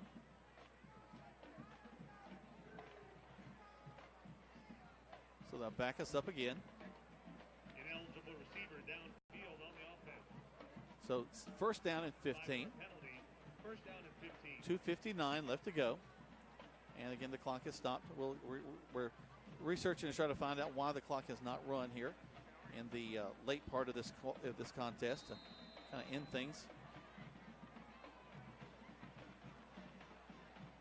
Here we go. Lawson again will stay at quarterback. Takes the snap, back to pass. Good protection. Same play and same result. Great catch, and it's going to be a touchdown. 5 into the end zone. Go the Tigers. And you just keep throwing flags at us, and we'll just keep trying to score touchdowns. Well, I tell you what, number 14 was that Smith, Jarrell Smith. Nice catch, toss and catch by Sidney Lawson to Jarrell Smith, right down the hash mark. He picks it up on about the 18-yard line and just totally outruns the defense. So good job. Finally, Smith gets him a touchdown. They're all celebrating over here. I think he's keeping the game ball. What is this about? hey, Coach had to take it away from him. He didn't want to give it up. I wouldn't want to give it up either. Snap, hold, kick is up. And it goes through. So with 2:31 left to go, 62-10 is your score right here on Eagle Sports. At Wellstar West Georgia Medical Center, we believe teamwork makes all the difference in your health. We believe that skilled people can achieve higher standards and exceptional results. We believe in a game plan that's focused on patient safety and quality care. At Wellstar West Georgia Medical Center in LaGrange, we believe in life well lived. To learn more about award-winning healthcare, visit wellstar.org/WGMC. Here's Perry Prather, head pharmacist at Holmes Pharmacy. All right, we have the flu shots in. We're going to start giving the flu shots out as of September 1 until we're through with the flu season. We have now the high dose in for 65 and older, and we're able to give flu shots to anyone 13 and older. And keep in mind, Coleman, that if any large group of people that has, 20 or more shots, if they want to give us a call, we'll be glad to set up a time to do the flu shots on site. Locally owned. That's Holmes Pharmacy, Commerce Avenue in LaGrange and in Hamilton. Now back to the field for more Troop Tiger football on Eagle Sports, WLAG 96.9 FM, 1240 AM, and online at eagle1023.com. Welcome back as we're in the late moments of the ball game. 2:31, 62-10 is our score. Speaking with some of the officials up here in the booth, Greg, and their interpretation of the rule is that it has to be at the beginning, 30 points at the beginning of the fourth quarter, not inside the fourth quarter, excuse me. Okay, well, at the beginning of the third quarter, we were up 31 points. I thought so as well, but that's what they're sticking to, so maybe they get paid by the hour. I don't know. Yeah, whatever. You know what? We're just getting our money's worth tonight, right, Jack? Free football. Actually, aren't you and I getting paid overtime for this? Coleman. We get paid? Oh, no, you know what? We hadn't seen a check. For the love of the game. Isn't that a movie? That a football movie for the love of the game? It's gone from love to like because I'm tired. You've been hammering, hadn't you, buddy? Turn the handoff into the line, and that young Tiger defense, just look at them go. But also, I see 4 down linemen for the Lamar County team, and they're just worn out. They're standing watching guys tackle their man. That particular play will not look good on film. As I saw 4 guys just standing there kind of with their hands in their pockets going, yeah, it's a shame he's getting tackled there. 43 for the Tigers just come off. He was replaced by 72. He can help me. 43 is Jace Godwin. All right. And 72 That young man's name is Mason Lanier. All right. Getting some of these young guns in. Go back under center as the quarterback, Stout, and we're going to almost jump off sides. Turn, hand the ball off into the line, and just the swarming defense. My goodness gracious, great job by those young men. Let me see who can get up off the pile. It's 48. Who's 48? That's Christian Morris. Actually, try 28. 28. Well, that would have been Christian Morris, but instead that's Devon Hill. All right, well, Devon Hill makes that tackle. He comes in from his corner position. As Josh Bowen goes in, replacing 36. Who is 36? You probably Holston. 36 is Holston, yep. Oh, yep. He's coming off. I'm getting these numbers down. Yeah, Holston has really made a name for himself tonight. Now, you listening audience, if y'all will help us with these numbers too, see, we're getting old and senile, but if y'all will help us with these things, text us and say, man, that guy's name is so-and-so. Would appreciate it. Plus, we know that you're listening. We're going to roll him into they're going to roll him into the right side, hand the ball off into the line. And we got to get him. He's close to the first down. He gets across the 45. It's a first down. And Coach G just got doused with a big old cooler of cold ice water. You know, he actually doesn't look too happy about that. No, well, it's getting a little cool tonight, and he just got doused with ice water. And there ain't a whole lot of meat on his bones to counter that. Well, I don't know if they're dousing him because they won or if they're dousing him because he scored 62 points, which certainly the most we've scored since he's been here. And I'm not for sure how. I know back in the Spencer days we scored some, but that could be it. Maybe they're celebrating the most point we've scored under Coach G's era so far. That'll actually be the last play. They're just going to let the clock run down. 8, 7, 6, 5, 4, 3, 2, 1, 62-10 is our final score here at Callaway Stadium as the Troup High School Tigers have defeated the Lamar County Trojans. We're going to step away for about 2 minutes worth of spots. That's going to be 4 spots. Back to the station. We come back, we'll let you know about some things that have gone on. We'll try to catch a moment with Coach G. We'll close things out here from Callaway Stadium right here on Eagle Sports. If you're a renter, you may never know why your landlord starts lawn care at 7 a.m. every Sunday. Or why your car is the goal line for the neighbor kids' soccer games. You may also not know State Farm can save you hundreds by combining your auto and renter's insurance. So protect your car and your stuff with one good neighbor, your State Farm agent. It could save you time and money. One more way, we're here to help life go right. Visit your LaGrange State Farm agent, Mabel Smith Sharp, online at letmabelquote.com. Deciding to sell or buy a home is a big step. To make sure it's the step in the right direction, choose the person best qualified to handle your real estate needs. Joel and Rob Upchurch have been breaking sales records every year since 1997. They truly are the real estate leaders in West Georgia. So take a step in the right direction. Contact Joel or Rob Upchurch at RE/MAX Results because they are dedicated to results and converting transactions into relationships. Good food. Where do you find it? Because when you spend your hard-earned money, you want good food. So the place you'll find that good food is at Rogers Barbecue on New Franklin Road in LaGrange, where they only serve American-grown catfish, barbecue cooked to perfection, and with all the fixings to make it worth every penny. Rogers Barbecue is locally owned and run with care since 1945. Come eat with us Monday through Saturday from 11 to 9 or use our carry-out window. Rogers Barbecue, New Franklin Road, LaGrange. LaGrange knows leadership when they see it. As mayor for 4 years, Jim Thornton has proven he's a leader who cares, who unites people, and who gets things done. I'm Jim Thornton, and I'm running for re-election to keep bringing new jobs and businesses to our city, to maintain public safety, and to enhance the quality of life for all residents. I'm asking for your vote on November 7th for another term. Learn more about me and my plans at jimthornton.org. A vote for Jim Thornton is a vote for progress. Let's re-elect Jim Thornton for mayor of LaGrange.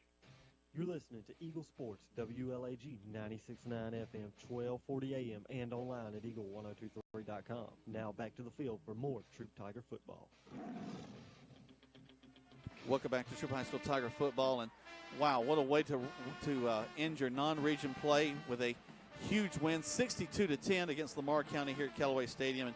And Greg, it's been an exciting night. The players are super fired up down the sideline, and we're going to try to catch a word with Coach G in a minute. I tell you what, Jack, I was just talking to Sidney Lawson's dad, and he said that his folks up in Virginia listen to us across the internet all the time, and and really appreciate what we do for the team and how we broadcast the game. So kudos to us, baby.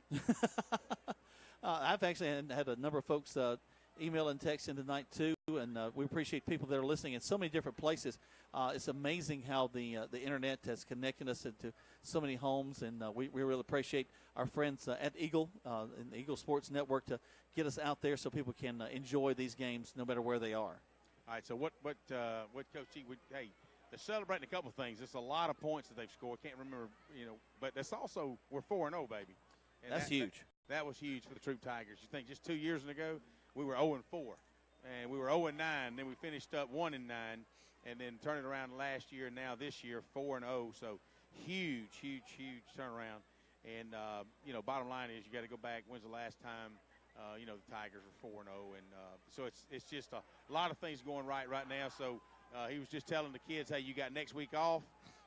We got to get ready, get these nicks and bruises taken care of, and then you've got to, we've got Chapel Hill, our first region game in 2 weeks. So we kind of, hey, I've got Coach G coming up. Go ahead. Woo! Wow. I don't know if I should help dry you off, Coach. Yeah, that one hurt a little bit there. I think they got me in. I had to go into concussion protocol. Not only did you get hit in the head, you didn't look too happy, but you was probably just freezing to death. Well, yeah, I just didn't think we played that well. It's 2 weeks in a row we've had a lot of penalties. We can point the fingers at the referees, but sometimes we might need to look at ourselves a little bit. And so I'll about that, but I can tell you this. I showed this to the kids earlier today. Troup High has been open since 1956, and there's only been 6 teams before tonight that's been 4-0. We made number 7. And so very, very happy about that. I think it's the first time that we've been 4-0 since 2005. So we've come a long ways. Also we started this thing at 1-9 my first year, and now we get over the hump. Now we've got a winning record here at Troup, being 13-12 since we took over. So now we feel pretty good about that. So that's a lot of good accomplishments. Now we got to get ready to go play in the SEC, so it's going to get tougher. Don't you know it? You get a week off, and like you was telling the guys, take care of their nicks and bruises, and it's going to be a well-deserved rest before you hit the region schedule in 2 weeks at Chapel Hill. Yeah, we'll give them tomorrow morning off. We'll give them Saturday, Sunday off, and get ready to go on Monday. All right. Hey, congratulations on being 4-0, Coach. All right, we'll see you guys next week, or at least 2 weeks from now. But, hey, come join us Monday night at Johnny's Pizza. We're going to be reviewing tonight's game. Come enjoy some pizza there at Johnny's Pizza on Lafayette Parkway. Newly open Johnny's Pizza. We have a coach's corner each and every Monday night at 8:30. You guys come on out and have fun with us and get a chance to talk to Coach G and maybe even have some assistant coaches out there with us. But, yeah, Jack, just as you and I talked, 4-0. It's the first time we've been 4-0 since 2005, and that says a lot. I don't want to say 2005. It could have been back when Coach Jeter was around, and 62 points is a lot of points. I was just talking to Schweitzer about it. I believe that when Coach Jeter was around, we probably scored, I think, around 66 on Spencer one time. But a lot of positive things happening right now at Troup High School, and kudos to Coach G and his coaching staff. I'm real proud of the effort that today. Again, 62-10 is our final. We will, of course, as Greg was saying, we'll be at Johnny's Pizza coming up Monday night. At 7 o'clock, we'll have LaGrange College. That game is coming up Saturday as LaGrange College will travel to Berry College. Then on at 7:30, we'll have the Callaway edition, and Brandon Brooks joins Coach Pete Wiggins for that show. At 8 o'clock, we'll have LaGrange High School. Then we'll talk about their game coming up tomorrow night. And then we'll close things out at 8:30 with Greg talking with Coach G to review this one. And there'll be lots to talk about scoring, lots to talk about, Greg, as you mentioned, the penalties that have been a little tough for us tonight. Actually, the past 2 games, I would guess we're over 20 penalties in these 2 games. Well, there was plenty of yellow flags on the field. Like I said, we're going to they got to go home and wash them up, that's for sure. And so then, of course, so we'll be off as far as the game this next week. As the Tigers will have kind of a little bye week to get some of these nicks and bruises taking place. It really comes at a great time as you're fixing to enter into region play with Chapel Hill. No doubt about it. A good chance to to take care and celebrate the 4-0 and keep maintaining practicing, but get focusing on the region schedule of a week off. And it's good to schedule that week off before you hit the region schedule too. Yeah, we got some smart guys down there on that team. Well, I'll tell you what, Greg, we've done a great job tonight because we can just shut things down from here. Any last thoughts before we close things down? Yeah, I'm tired, and we get next week off, too, to handle our bumps and bruises, right? Yes, but both our one bump and our one bruise apiece. So that's that's what we'll be working on as we have some fun. But it's been a great start to the season. Again, as we mentioned, 4-0. Hasn't done that since the early 2000s, so we're real proud of this team. And as they continue to make great strides throughout our region and throughout our area and making people believe in THS. Well, for Greg, we're going to shut things down for here. A huge win tonight, 62-10. Our thanks to Tucker, our big man taking care of us, keeping us on the air. Our folks back at the station, thank you as well. And we'll see you next week on the radio. There's a secret to beating injuries or ailments. Get the right team. Emory Southern Orthopedics, well-trained, experienced